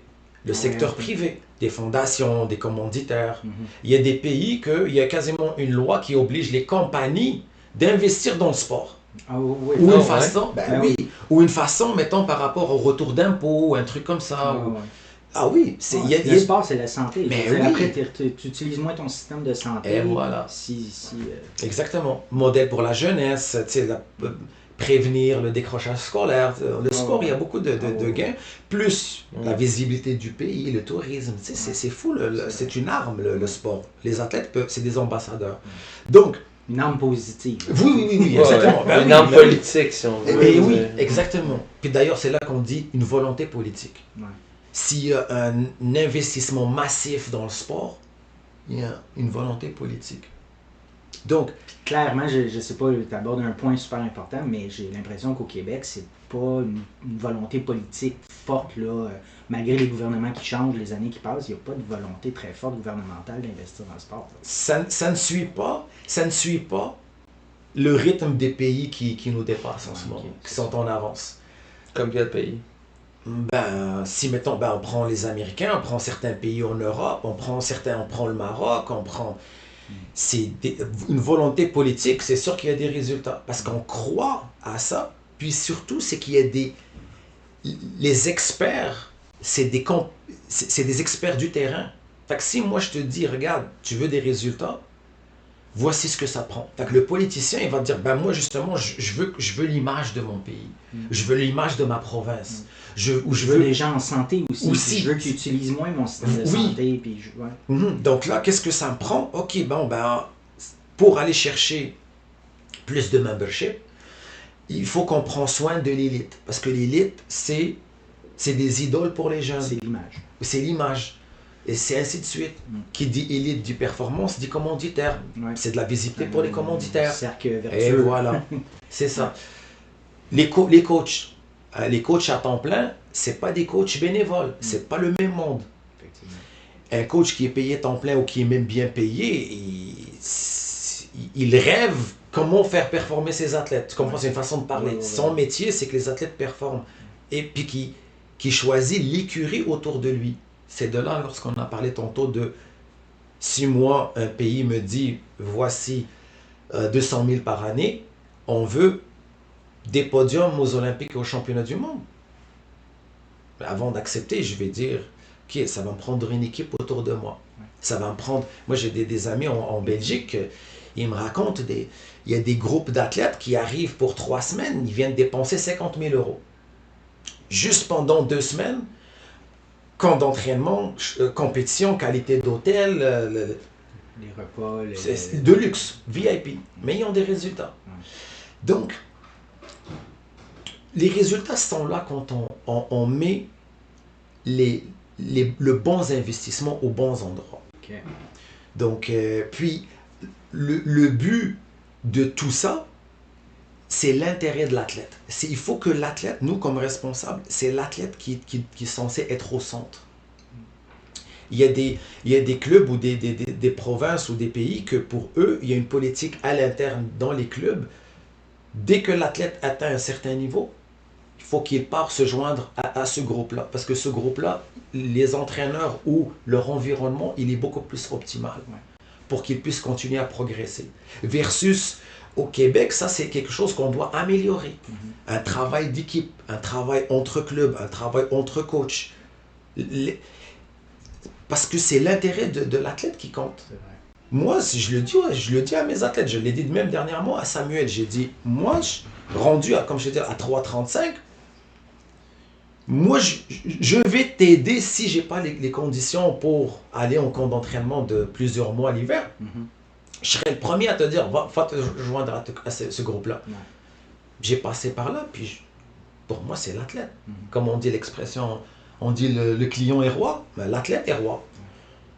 Et si l'athlète se sent qu'il est privilégié, puis que son équipe le considère son progrès, tu viens de booster sa confiance. Tu parlais tantôt, c'est que l'idéal, c'est de rester avec le même coach. Là, ça, récemment, il y a Robin Lefebvre qui a passé à Saint-Laurent-Célest. Est-ce que tu sais sais-tu pourquoi il y a eu ce changement-là? Pourquoi il a fait ça? Il a senti le besoin de se joindre à un groupe, d'après ce qu'il m'a dit, un groupe qui ont un vécu dans le NCAA, d'après moi peut-être un groupe d'athlètes plus âgés. Il m'a dit basé sur la science. Il avait envie de changer. Je respecte ça. Moi, mon but, toujours que l'athlète continue à progresser, peu importe avec qui, parce que j'ai passé par là. Ben oui. Et pour moi, je suis fier de ce qu'on a accompli ensemble. Parce que vous étiez ensemble depuis... T'étais son coach depuis quand? Qui a débuté. Il a débuté à quel âge? 14. 14. Fait 14 ans, Ça, puis là, il est c'était rendu à quoi? Il avec est 19? 18, ouais. 19 T'es ans? avec vainqueur plus, ça? Ouais, Ouais. quand je coachais là, ouais, il joguait avec Jean-Claude, avec son père. Ok. Puis je garde une superbe relation avec les parents, avec lui. Fait qu'on en revient au vouloir de l'athlète. Ben C'est oui. L'athlète, c'est ce qu'il veut. Ben Puis oui. de joindre le groupe Saint-Laurent Select, il y a Mathieu Baudet, Kevin Robertson. Est-ce que c'est des coureurs, dans le fond, au lieu qu'ils soient dans ton club, il était probablement le plus rapide, je suppose. Là, il s'en va dans un club où il y a des plus rapides que lui. Fait que ça peut être plus motivant. Y a-tu de ça là-dedans aussi? Écoute, ça peut-être. Je veux dire, je peux pas juger à sa place. Moi, c'est les raisons qu'il m'a dit, c'est ce que j'ai dit. Là, après, si c'est pour lui, c'est un critère. Je respecte son choix. Moi, tout ce que je dis, même à mes athlètes, puis même d'ailleurs, si on prend les exemples de... je prends l'exemple de mon vécu, puis même ceux qu'on connaît, c'est pour moi, c'est pas un critère d'être dans un groupe rapide pour que tu avances. OK. C'est Ok. la méthode d'entraînement qu'il faut qu'elle soit efficace sur toi, un environnement sain, l'environnement qu'on a parlé, c'est la météo, puis que l'entraînement est appliqué sur ton profil. Ensuite, si tu progresses, c'est ça le plus important. Mais de dire, parce que ça c'est une réalité qui peut, je pense, qui peut être universelle. Je veux me joindre à ce groupe-là parce qu'il y a des athlètes rapides, mais c'est pas un critère absolu. C'est vrai. Ça peut même, moi je l'ai vécu. À un moment donné, il fallait que je choisisse des groupes parce que c'était toxique pour moi. Et d'autres athlètes me l'ont dit.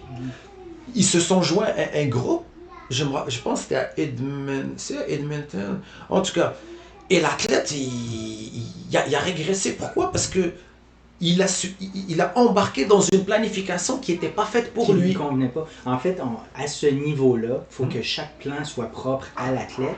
Fait que même si tu es dans un club avec des athlètes plus rapides, anyway, tu dois suivre ton plan à toi. Tu vas pas faire ce que les autres font nécessairement. Ben, je veux dire, en même temps, tu veux pas donner un plan différent à chaque athlète.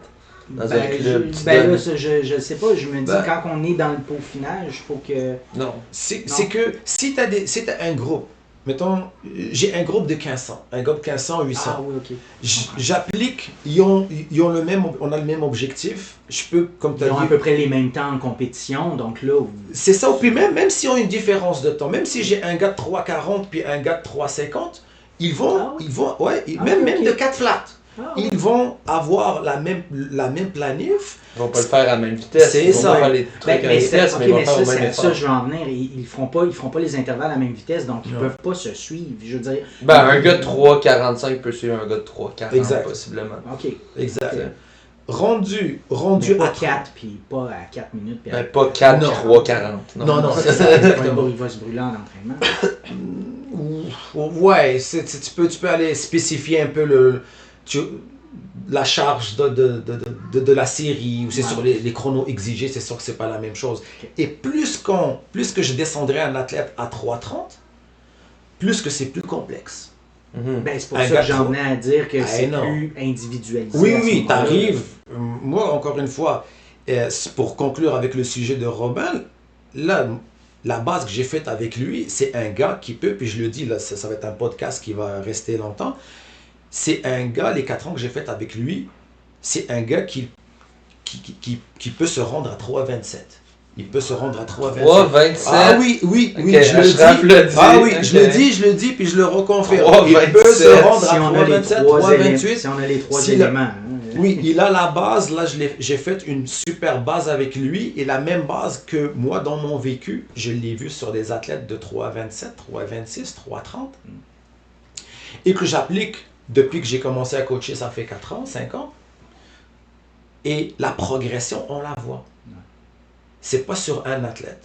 Il y a Robin, il y a Sam, il y a Robin Allard, il y a Sacha. Sacha, ça fait 1 an et demi qui suit mes plans. Et puis lui, il vient de faire ça. Il vient de faire 3,49 alors qu'il était 3,56 outdoor, tu me disais? Oui, mais attends, Puis il a fait ça indoor. couru, Ouais. il a couru Il y a 2,23 la veille sur Ouais. 1000. Il a La droppé veille. de La- 7 secondes Ouais. sur 1000, De 2,30 à Il a 2,23. quel âge, Sacha? 20 ans. Ok. Donc Ouais, tu Sacha vois, Denoncourt. Ouais. donc Sacha 20 ans, Ça fait 1 an et demi qu'il est coaché par toi. Sam 21, j'allais dire l'ex Robin Lefebvre, Mon ex. Robin qui il est parti presque à 19 ans, Robin Allard qui a 16. Fait que tous ces jeunes-là, ils sont fin 20, 19, 20, Fin de dizaine. c'est ça, 19, 20, 21, 16, 19, 20, 20, 21. Donc là, ce qu'on remarque, ou comment je pourrais décrire ça, là, c'est l'âge où, plus que la planification elle est saine et efficace, plus que leur corps va l'absorber, l'assimiler et progresser. Donc, l'étape suivante, qui est, on va dire, 3,40 et plus vite, ça va faciliter l'absorption de l'entraînement qui suit. Moi, ce que j'ai entendu, si je me base sur ce qu'il m'a dit, il va aller, je pense, au Michigan, je crois. Et si c'est le cas, écoute, je ne peux pas confirmer si c'est le cas. Kevin Sullivan, qui est le coach en chef, que je connais bien, avec qui j'ai couru, c'est le gars de 3,31 sur 1500. Ok. C'est lui qui a le record canadien jusqu'à date. Le 3,31,71. Ah, c'est lui le coach aux États-Unis pour Je Michigan, pense. Écoute, c'est une formation à confirmer. Ça, c'est parfait. Moi, comme humain, comme ancien athlète et coach actuel, la priorité, c'est de l'athlète. Je serais content, et c'est mon souhait, qu'il réalise ce que je planifiais pour lui, le 3,28, le 3,27 et le LA, Los Angeles. Je l'avais déjà dit dans des posts. Il a tout pour continuer à progresser. Là maintenant, c'est le Michigan et ce qui suit après, c'est lui souhaiter puis de s'assurer que toute la suite de la planification va respecter toutes les bases que j'ai bâties avec lui, puis les autres athlètes aussi, donc la Samuel, les autres à venir. Ouais. Tu dis Mike Sullivan? Kevin Sullivan. Kevin Sullivan, Ouais. excuse-moi. Puis actuellement, là, puis pour la préparation pour Los Angeles, est-ce qu'on... Puis je reviens encore à mes questions un peu malaisantes puis par rapport à Athlétisme Québec, mais est-ce qu'on pousse l'athlète à dire actuellement, tu n'as pas le choix, il faut que tu ailles en NCAA, ou on est capable actuellement de les garder ici à étudier au Québec? Puis on a des exemples, Jean-Simon Desgagnés qui en est un, mais c'est peut-être peu d'exemples, là. Il y en a probablement d'autres, mais c'est ça, où on fait tout pour essayer de les garder au Québec, étudier au Québec, puis on va essayer de t'amener à faire des standards pour Los Angeles. Puis oui, c'est bien le coach pour University of Michigan. Ben, génial. Ouais. Fait que moi, je suis content. Je suis content de voir que les athlètes avec qui j'ai coaché, ils continuent sur une belle lancée. Ouais. Mais actuellement, c'est ça. Est-ce que c'est d'aller en NCAA le temps qu'ici au Québec, on mette en place quelque chose de plus... pour pouvoir aller étudier, passer tout l'hiver ailleurs, puis étudier à distance? Parce que pour le moment, on n'a pas le choix de dire aux athlètes, ben regarde, à partir de 20 ans, 21, tu as un potentiel, tu veux te préparer pour les Olympiques, ben va en NCAA, ou tu parlais d'aller à Nice, ou tu sais, Ouais, ben en fait, étudier en Europe.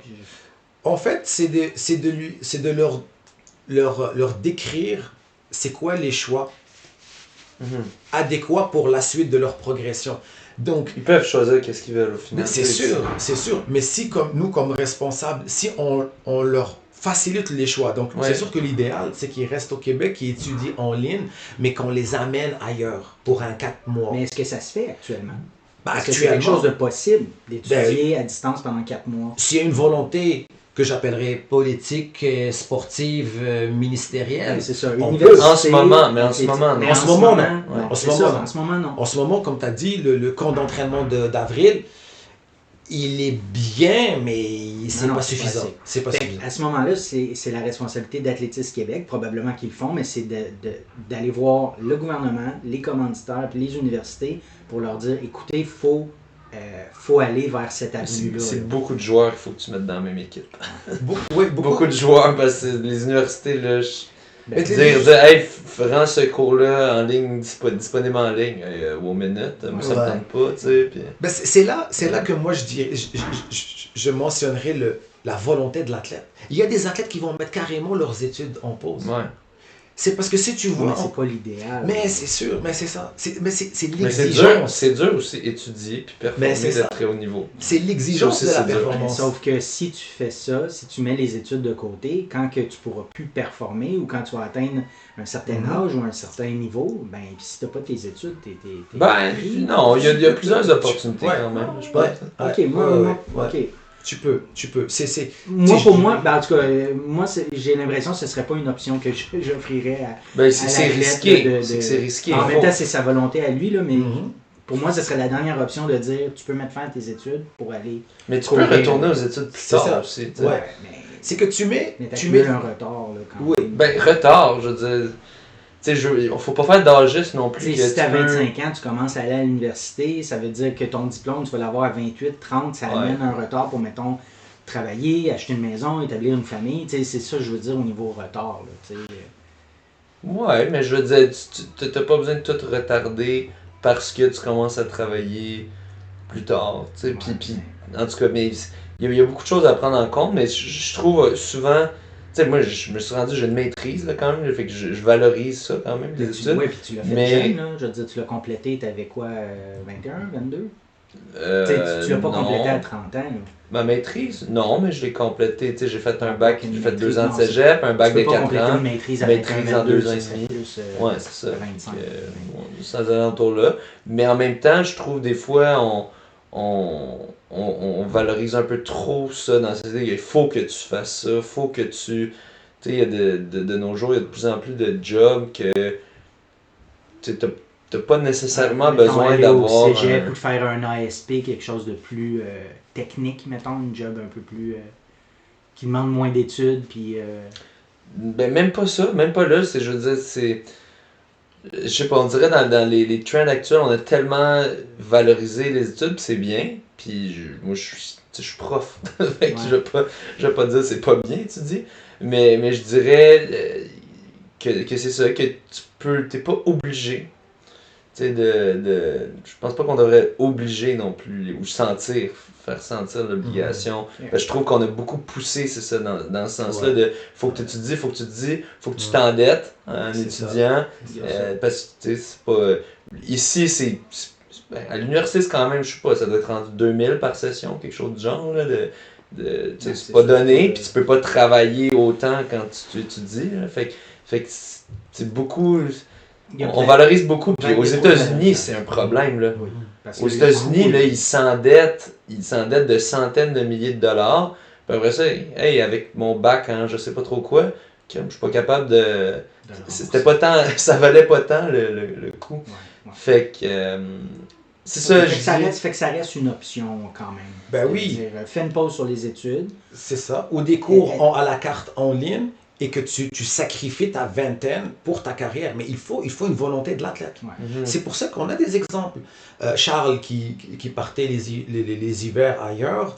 Je pense Simone Plourde, je pense qu'elle a étudié. puis qu'elle- est allée en NCAA. C'est ça. D'autres athlètes québécois qui sont partis. Il y en a qui ont leur expérience était plus productive, ils en accès moins. En tout Ouais. cas, c'est pas parce que tu vas là-bas que tu vas nécessairement atteindre le Pas niveau nécessairement. olympique. Donc, il faut être prudent aussi avec les choix Il y en a de beaucoup qui se l'université. brûlent. Il y en a beaucoup Eh qui oui. se brûlent dans Ben l'NCA. Là, je me souviens plus c'était avec qui, là, mais je me souviens, il me semble qu'on a reçu quelqu'un qui racontait que. Ou peut-être c'était pas dans un podcast, c'est juste jaser d'une discussion avec quelqu'un, mais que. C'est ça, il y en a qui se brûlent complètement. Ouais. Là, Ouais. ils ont c'est tellement intense. d'athlètes, puis ils sont comme on va les mettre pousser au maximum. Ouais. Il y en a 5 qui vont se blesser, Mm. mais on en a qui vont aller aux championnats nationaux. Ouais, C'est ça. Ben, tu vas là au service d'université, ce qui est normal. C'est ça, t'es au Mais- service de Ben oui, l'université. ben oui. là-bas. Versus comme Bon, ton. ben, raison de plus pour, c'est ça. Les garder ici. Les garder Ben, ici. c'est sûr, c'est l'idéal. Investir ici, mais là, ça implique beaucoup de joueurs, comme tu disais, François. Fait que. Mais c'est pas Du complexe. joueur ou de la volonté La volonté, de l'athlète. des cours en ligne, une base déjà prête. Alors là, c'est à l'athlète ça faciliterait la conviction à l'athlète d'embarquer dans le projet. Versus voter en terrain connu, essaye de faire telle affaire, mais c'est ça, puis t'as pas tant d'affaires, mais ça, check, t'as ça qui est là pour toi. Déjà, tu c'est peux le faire. Ok. Voilà. Ça va influencer ta décision. Mais ça, il faut le faire. Il C'est faut ça. établir Ouais. cette base Ben, on prend ici pour que ce soit une option pour le. On prend l'exemple des projets Équipe Québec. L'athlète, qu'est-ce qu'il a à faire? Ah, ok, ben je vais être dispo à cette date-là ou j'ai besoin de ces petits critères-là. C'est déjà, le projet est déjà fait. Fait que si on fait ça pour un grand projet sérieux, je garantis que tous les athlètes qui roulent une 46, une 45, ils vont dropper une 43. Ouais. Le 3,30, 3,31, ça va être la norme. Parce que pour moi, c'est pas normal qu'un athlète qui court 3,36, 3,35, 3,38 touche pas 3,30, 3,31. Et surtout, ce que je dis encore, je fais le lien avec les athlètes, sont leurs propres patrons, c'est qu'il faut qu'ils soient toujours en alerte par rapport à ce qui se passe autour d'eux, et toujours à la recherche d'un meilleur, d'optimiser leur environnement. Pas le choix, parce que le jour que l'athlète va prendre sa retraite, trop tard. Et quand je l'ai pris, et tu veux pas avoir des regrets. Tu veux pas avoir, tu veux pas te dire, est-ce que j'aurais dû? Est-ce que j'aurais dû pas m'isoler, mais m'expatrier en Arizona? Est-ce que j'aurais dû aller suivre mon ami qui est parti en France? Toutes ces petites choses-là, tu veux pas l'avoir. Tu veux que quand tu décides de prendre ta retraite, tu te dis, j'ai tout donné. Je suis fier de mon parcours. Les bonnes décisions. C'est ça. Et puis, je fais le lien encore avec ce que j'ai déjà entendu. Souvent, l'athlète, il est émotionnel. Ah, mais c'est parce que j'ai mes amis qui sont ici. C'est valide. C'est valide, oui. Oui, je suis... C'est pas des machines. Voilà, mais c'est la performance qui l'exige. Tu veux les leads. Ça revient à la volonté de ça. On aimerait bien rester dans notre environnement puis atteindre l'élite mondiale. Mais notre sport, notre épreuve, elle demande autre chose. Ah oui. C'est ça. Ce sport-là demande... Oui. Alors que si c'était du hockey, qui est un sport d'hiver, ben là, ça se fait bien au Québec. C'est ça. Si l'équipe marocaine un jour veut créer une équipe de hockey, c'est sûr qu'ils viendraient au Québec faire des camps d'entraînement. Ils vont pas se pratiquer à 30 degrés, je veux dire. Notre sport, c'est un sport estival, donc tu n'as pas le choix de faire avec. Les camps d'entraînement. Alors, une fois qu'on a cette des camps d'entraînement, mais long terme. Non, exactement. Semaines, là. On parle de des vrais. Décembre à avril. C'est ça. Ce que je trouve personnellement qualité-prix, Colombie-Britannique. Ils sont au Canada. Des fois même tu peux avoir, moi j'ai eu de l'aide du centre de haute performance là-bas parce que je suis quand même canadien, donc j'avais des services et des services liés à la thérapie du sport, même à l'hébergement. Donc qualité-prix, ça serait là. Et puis il reste bien sûr la méthode d'entraînement. Donc la méthode d'entraînement efficace. Une fille qui court 4,10, elle peut courir 3,56. Mais à condition de respecter la progression. Et puis, à un certain âge, comme moi je juge, de 24 ans à 27 ans, c'est le pic. Okay. C'est le pic. L'athlète il doit se dire, là, je dois être à mon max. Après cette date-là, c'est d'entretenir ce pic-là. Puis si il te reste un peu de talent, puis un peu de chance, tu peux atteindre une certaine perf. Je crois personnellement, quelques-unes à 28, 29, tout dépend comment tu as entretenu ta carrière et la méthode que tu suis. Mais tu n'as pas le choix, pour maximiser tes chances, d'avoir cet environnement-là qu'on a décrit. Tu n'as pas le choix. Sinon, t'attends le hasard. Déclin. Ouais, t'attends le hasard. Est-ce que c'est mon tour ou est-ce que je suis un athlète d'exception? Est-ce que je suis dans la rareté là, qui va être capable de le faire sans avoir l'environnement nécessaire? C'est ça, exactement. Tu attends cette chance-là versus première, deuxième compétition, standard olympique, on continue. Ça devient la norme. Pourquoi ces athlètes-là, ça devient la norme? Première compétition. Puis aussi, le choix de compétition. Pour moi, l'élite au Québec, ceux qui visent le standard olympique, actuellement, moi, je viserais classique de Montréal, classique de Québec. La saison intérieure, je la ferai même pas à Montréal. Je la ferai même pas au Québec. Quelques compétitions rares aux États-Unis ou l'Europe, je mets le focus sur la saison extérieure. Non, c'est ça. Pourquoi que je viserais courir des compétitions de façon, même au Canada, et intérieure? À l'intérieur. Ben, dans le fond, ça revient à l'environnement. Tu es aussi bien d'aller dans un environnement pour continuer de t'entraîner. C'est ça. À une météo. Et voilà. Et je peux garantir que quand l'athlète se retrouve dans un camp d'entraînement, sa perception de lui-même, elle est plus pareille que quand il s'entraîne dans son coin. Ah non, exactement. C'est beaucoup plus investi. Et voilà. Là, comme tu dit, je suis là. Exactement. Je le fais, j'ai pas le choix. C'est là. Ils se sont, dans un groupe, c'est encore plus wow. Cet aspect-là d'appartenir à une meute de top niveau mondial. J'ai vécu avec trois meutes de top niveau. J'ai vécu les détails de chaque jour, les entraînements, les traitements, les voyages, les chambres d'hôtel, les chambres de résidence. Je sais qu'est-ce qu'ils font, je sais.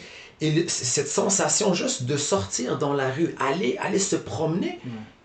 Puis tu disais sans s'enfler la tête, mais tu te sens différent des autres. Tu n'es pas dans le même monde que les autres. Du tout. Tu sais, c'est une fierté de dire je suis avec les tops au monde, waouh! Et ça, c'est juste en dehors de l'entraînement. Dans l'entraînement, et quand le coach, il a cette expérience-là, tu le sens. Tu sens que tu es avec un coach qui a vécu ce qu'il est en train de vivre avec les athlètes. Et non, il est en train d'apprendre à travers ses athlètes. C'est pas ça le haut niveau. C'est le haut niveau provincial.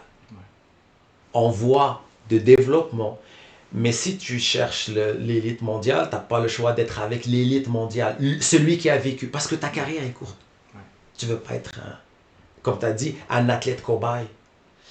Puis, il y a une responsabilité aux coachs aussi. Il faut que les coachs soient assez honnêtes avec eux-mêmes et avec les athlètes qui entraînent pour leur dire, voici mes limites, voici l'environnement que je peux t'offrir, je ne peux pas t'offrir mieux, j'aimerais, mais tu es libre si jamais tu trouves là où tu peux passer à l'autre étape. C'est ça, pour moi, un coach qui aime son travail et qui respecte l'athlète. Parce que la carrière de l'athlète, elle est très courte. Le coach, il peut coacher 40 ans. Ouais. Tu donnais l'exemple tantôt de Malindi Elmore qui courait 800 quand tu étais là, puis maintenant, 45 ans, court marathon. Je ne sais pas si elle est allée aux Olympiques sur marathon. Est-ce que c'est quelque chose qu'on peut, si l'athlète est vraiment investi, qui a le goût d'avoir une longue carrière, est-ce que c'est quelque chose que, tu parlais de progressivité, de passer d'un truc à l'autre, est-ce qu'on peut dire à l'athlète qui est jeune, mettons à 20 ans, 22 ans, ok, tu cours 1500, mais si tu as vraiment le goût, ben, vers la fin de ta vingtaine, tu pourrais essayer d'aller vers le marathon. C'est un processus qui est faisable ou Malindi Elmore est vraiment une exception? Non, il y a plusieurs. Kipchoge, c'est un coureur de 15 ans. C'est un compétiteur d'Elguero, je pense qu'il valait 3,30, je crois, peut-être 3,29. Ça se fait vraiment. Mais oui, l'autre coureur, Ruud Coulsat, C'est un Canadien, Ah, oui. c'est un ancien de 15 ans, on courait ensemble. Je pense qu'il va aller, écoute, je suis pas sûr. Peut-être Sam 3,40, 3,36 peut-être. Son PB c'est 2,10 son marathon, 2,11. Il a déjà fait, ouais, c'est 2,10 juste au-dessus de l'ancien record Ok. canadien de Jerome Drayton. Fait qu'il était à comme 2,10, 20, 30. C'est Il manquait quelques Fait que secondes. c'est intéressant pour un athlète qui arrive à 24, 25, 26 ans. plus tard même, Puis 30. de se dire, hey, j'aurais cette opportunité-là d'aller Oui. sur du long aussi. Oui, puis, s'il veut. Mais encore une fois, est-ce que l'athlète qui a passé 20 ans, sa vingtaine, à se sacrifier pour le demi-fond, ouais, il veut encore un autre 10 ans à se défoncer sur la route. C'est là que la motivation rentre en jeu. Et le Gué Rouge, quand il a fini sa carrière, il aurait pu switcher pour la route. Mais il a dit, ça ne me tente pas de me défoncer encore sur la route. C'est de l'intensité. Il aurait pu valoir de 2,01 sûrement aujourd'hui sur marathon, ou ben aujourd'hui où il y a peut-être 5-10 ans. À son pic. C'est ça. Mais c'est la souffrance à l'entraînement. Puis les marathons, c'est rough. C'est ça. Exactement. Ça, il tentait pas. Il a vu les autres. Là, Ben, c'est puis il a ça. fait non. C'est que ta vie, elle tourne autour de l'exigence de la performance que tu veux viser. Donc, c'est une jungle. Oh, ça peut être le titre de la... C'est une jungle. La jungle de la haute performance. T'as l'ouragan et t'as la jungle. Le de l'ouragan, ouais, exactement. Donc, plus que l'environnement, il est haut niveau, mais le vrai haut niveau, plus qu'on va motiver les athlètes et les aider à l'atteindre. Mais ça prend l'investissement de pas juste l'athlète, mais de beaucoup de groupes comme le gouvernement, des commanditaires. Ouais, une volonté sérieuse et un travail d'équipe pour le service de l'athlète. C'est l'athlète c'est l'athlète l'outil, hein, je veux dire, c'est lui le roi, c'est elle la reine. Ses clients, c'est lui le représentant aussi. Oui, c'est l'ambassadeur, c'est l'image de ton sport, de ton groupe, de ton métier comme entraîneur, de ton travail comme fédération ou même de ton pays comme, c'est comme population saine. Puis ce qu'on dit, je pense, ça s'applique aussi à quelqu'un juste mettons un coureur dans la 35, 40, 45 qui veut juste battre ses records personnels aussi, c'est souvent tu dis ça revient est-ce que tu as la motivation, puis est-ce que tu vas faire juste la base que ça prend pour ça. Tu sais, bien des gens vont dire je comprends pas pourquoi je fais pas un PB, mais tu fais pas la base. Et voilà. Tu fais juste pas, il y a tellement de choses que tu fais pas qui sont pas optimales. Fait que est-ce que tu as la motivation, puis c'est correct si tu l'as pas, c'est correct si c'est pas ta priorité dans la vie, que tu aimes ça, tu aimes la course, puis tout ça, mais tu as d'autres choses aussi.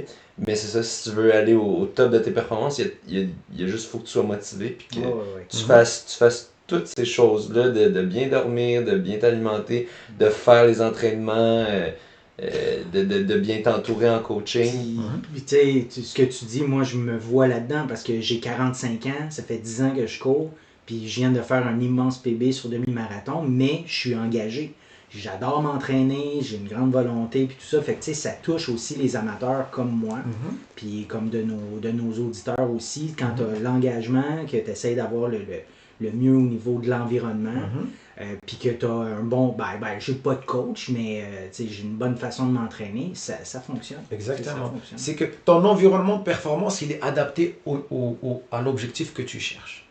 Donc si, exemple, comme tu as dit, mon but, je suis un coureur de route, puis mon but, c'est de courir le 5 km en 24 minutes, ben, c'est sûr que j'ai pas besoin d'aller à Flagstaff. Non, ça le fait ici.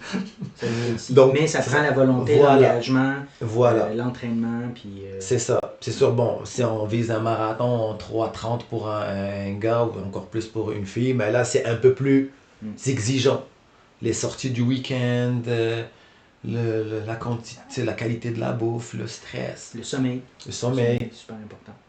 Ça me vient parce que, je le mentionnais, j'ai 45 ans. Tu as quel âge, Même âge. Est-ce que tu cours encore? Oui, pour garder la carrosserie en forme. Oui. Qu'est-ce que tu fais comme course? Est-ce qu'il y a un peu d'entraînement ou c'est des jogs? C'est ça, jog avec quelques intervalles. Oui, ok. Puis je m'assure, je maintiens un 35-40 kilos par semaine. Ok. Quand même. Est-ce que ça Ouais, t'arrive, je- est-ce que ça t'arrive de... Pour un coureur de 800 mètres, là, tu sais, toi, Ouais, c'est Ça va. 800. Mais j'ai déjà couru le marathon Ouais. en 2,51. Ah Ah, oui, quand ça, même! à Ah, Ottawa. je savais pas. ok, Ouais, ok. ouais, mais ouais, C'est quand même Ouais, 2,51. tu le vois. Un coureur de 800. Je me rappelle pas si on en a parlé à l'émission quand on Pense t'avait pas. reçu. Pense pas. Non. Mais comment t'en es venu à courir un marathon? Tu t'étais-tu entraîné? Comment... Mais je courais, Oui, j'avais c'est des clients que je coachais en privé pour la course sur route, puis je courais avec eux Ok. à Blainville. Puis à un moment donné, une cliente pouvait pas. Tu sais, elle m'a inscrit pour courir avec elle le marathon d'Ottawa, Ok. mais elle pouvait pas finalement. C'est Fait que beaucoup de t'allais être son voyagements lapin, d'affaires. genre, ou... Ouais, c'est ça, oui, je l'accompagne, ouais. Fait que là, elle m'a dit, ben, vu que ton inscription, ton hôtel est déjà payé, va courir pour toi. Je l'ai couru. Oui. Ah, ok. Oh, ben 2h51, Quand 12 même. à Ottawa, Comment t'as trouvé 2014. ça? Écoute, c'était wow, c'était wow, mais bon, tu sais, je savais quelle vitesse me maintenir. Je Oui, crois ok. que c'était l'équivalent de, je pense que c'était 4,10 ou 4, Ok. 4,10 ou 15 par kilo, bref. Je l'ai maintenu, c'est un travail mental. Ok. Puis, je dirais, les 2 derniers kilomètres, je sentais un peu les mollets, mais bon, Ah, fait que t'étais quand même pas pire. Oui, T'étais- oui, oui, t'étais, je- assez confortable. j'ai franchi. Oui. Ok, ok. J'ai franchi, ça va, ça. Ok. Mais ça t'a pas donné le goût de réessayer? Ben, c'est que j'ai vécu le haut niveau, ça me tentait pas de revivre le haut niveau comme course sur route. Ouais. C'est un autre 10 ans de sacrifice. Ah non, mais quand je disais réessayer, c'est pas de, mettons, de compétitionner pour essayer d'atteindre du haut niveau, mais d'essayer de battre ton PB, mettons.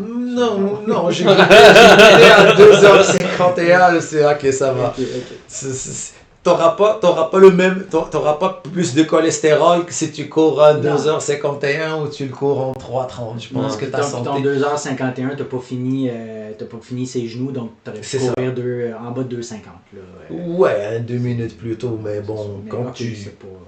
Quand t'as déjà, que j'ai connu déjà l'élite dans je comprends. dans 800, fait que c'était une belle expérience. Ok.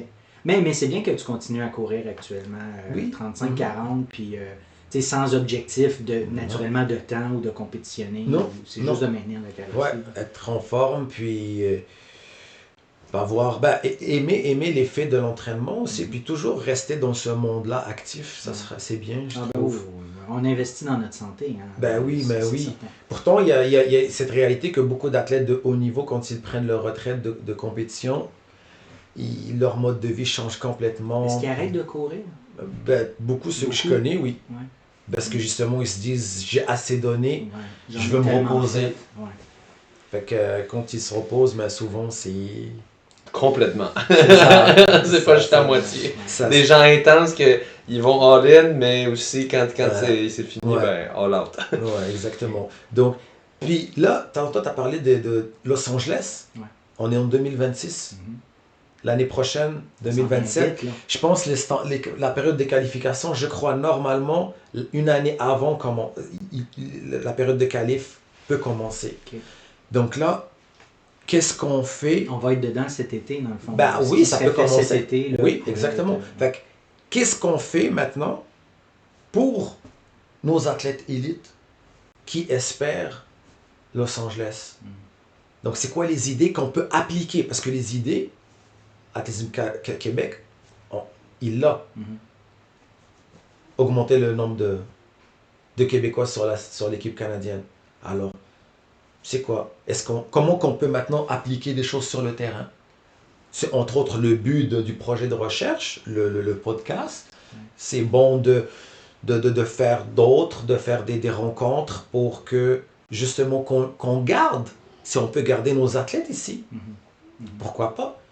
Moi, quand j'étais athlète, j'aurais aimé rester ici puis de vivre dans un environnement que je sais qu'il est propre à mon intérêt, qui est l'intérêt de mes coachs et la fédération.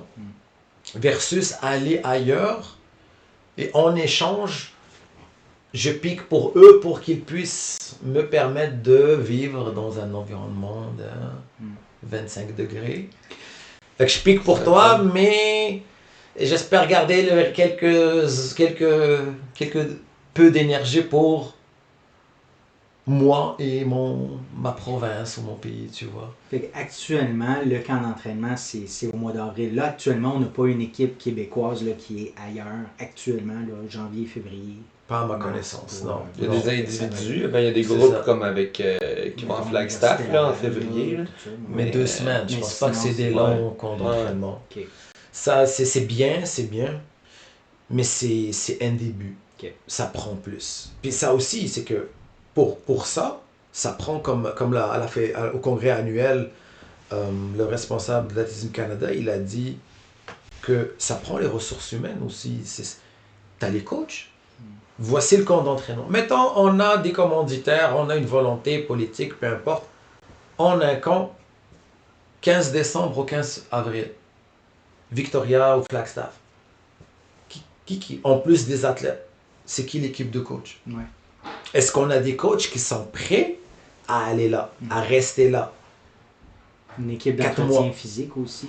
Ben, Peut-être thérapie- récupérer des services là-bas. C'est ça. Dans Thérapie le- du sport, on peut trouver une entente avec des cliniques là. Ouais. Mais les coachs, Ouais. donc ça prend non seulement un coach du sport, mais un coach de qualité. Mhm. Peut-être assistant coach, tout dépend le nombre d'athlètes. Ouais, ouais. Et puis une communication, une confiance. Donc si, exemple, le coach qui est présent là, est-ce qu'il va appliquer sa méthode? Ou les athlètes élites qui sont là, ils vont appliquer la méthode de leur coach? Mhm. Peu importe, mon avis personnel, l'important c'est que l'athlète progresse. Peu importe c'est quoi la méthode, tant que déjà cet environnement-là, il est réalisé, mais on lui donne la chance. Si, tout dépend c'est quoi la volonté de l'athlète. Mhm. C'est ça l'important, c'est que tu proposes à l'athlète, voici les choix. L'athlète, il est libre de choisir. Parce que c'est le premier qui assume ses responsabilités. Mais je pense que s'il y avait un camp, 4 mois offert par tu sais, que tu restes au Québec, ben tu restes pas au Québec, mais tu pars pendant les 4 mois, mais pour le Québec, je pense que ce serait un bon choix pour plusieurs athlètes. Ben oui. Et Plutôt encore, que d'aller en NCAA ou... c'est ça. Puis des fois même être obligé d'aller là. Parce qu'ils se disent, ben, ils associent ça à réaliser leur rêve olympique. Ouais. Alors que c'est très risqué. Il y a des risques partout, sauf que quand c'est bien ou le risque est dosé, il y a moins de chances et tu as plus de chances de progresser. Et encore une fois, c'est vraiment l'athlète. Quand c'est le moment de prendre la retraite, il n'y a personne d'autre qui va te dire de rester ou change ça ou tout se passe maintenant. Tant que l'athlète est actif en ce moment, il doit toujours rester en alerte, puis pas de pitié par rapport à l'environnement où il va exceller. Dans le sens que, vas-y, j'ai fait des choix, j'ai quitté des coachs, mais pour toujours aller vers l'environnement qui me permettait de progresser et de maintenir ce niveau-là qui est les championnats du monde et les Jeux olympiques. Puis que quand tu arrives à ta retraite, ben, que tu aies le moins de regrets possible. Exactement, bien dit. Essayer Le moins, il y aura toujours des petits Il y en a regrets. toujours. Bah oui, De mais faire des choix, c'est difficile de C'est faire ça. des choix, mais C'est c'est ça. de dire, je pense que j'ai fait la majorité du temps les bons choix. c'est ça, exactement. Puis, donc l'environnement, la méthode d'entraînement qui est, j'insiste encore sur la progression saine et rapide. Progression saine, pour moi, et ces athlètes-là, ils sûrement qu'ils l'ont fait, ils ont fait leurs recherches pour voir les statistiques. Des athlètes de leur âge, qu'est-ce qu'ils ont couru? Combien en secondes ils ont progressé chaque année? Mhm. Se comparer. Ouais. Pourquoi lui, il avait 20 ans, il a couru une 47 et à 25 ans, il a couru une 42 et plusieurs ont fait la même chose et pas moi qui reste bloqué à X chrono. Qu'est-ce qui se passe? C'est ça. Qu'est-ce que je peux faire mieux? Et que ça presse. Ça presse. La même chose pour les filles. Et on connaît, si on voit les statistiques dans Athlétisme Québec, si on revient sur les records provinciaux, les athlètes qui étaient proches des standards, où est-ce qu'ils sont?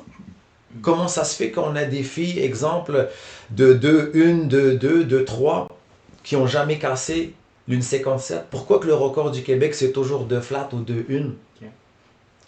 C'est une bonne question à se poser pour pouvoir dire, ok, bon, ben voici les solutions. Voici ce qu'il faut mettre en place. Exactement, parce que pour moi, des filles qui roulent de 1, de 3, le talent est là. Ouais.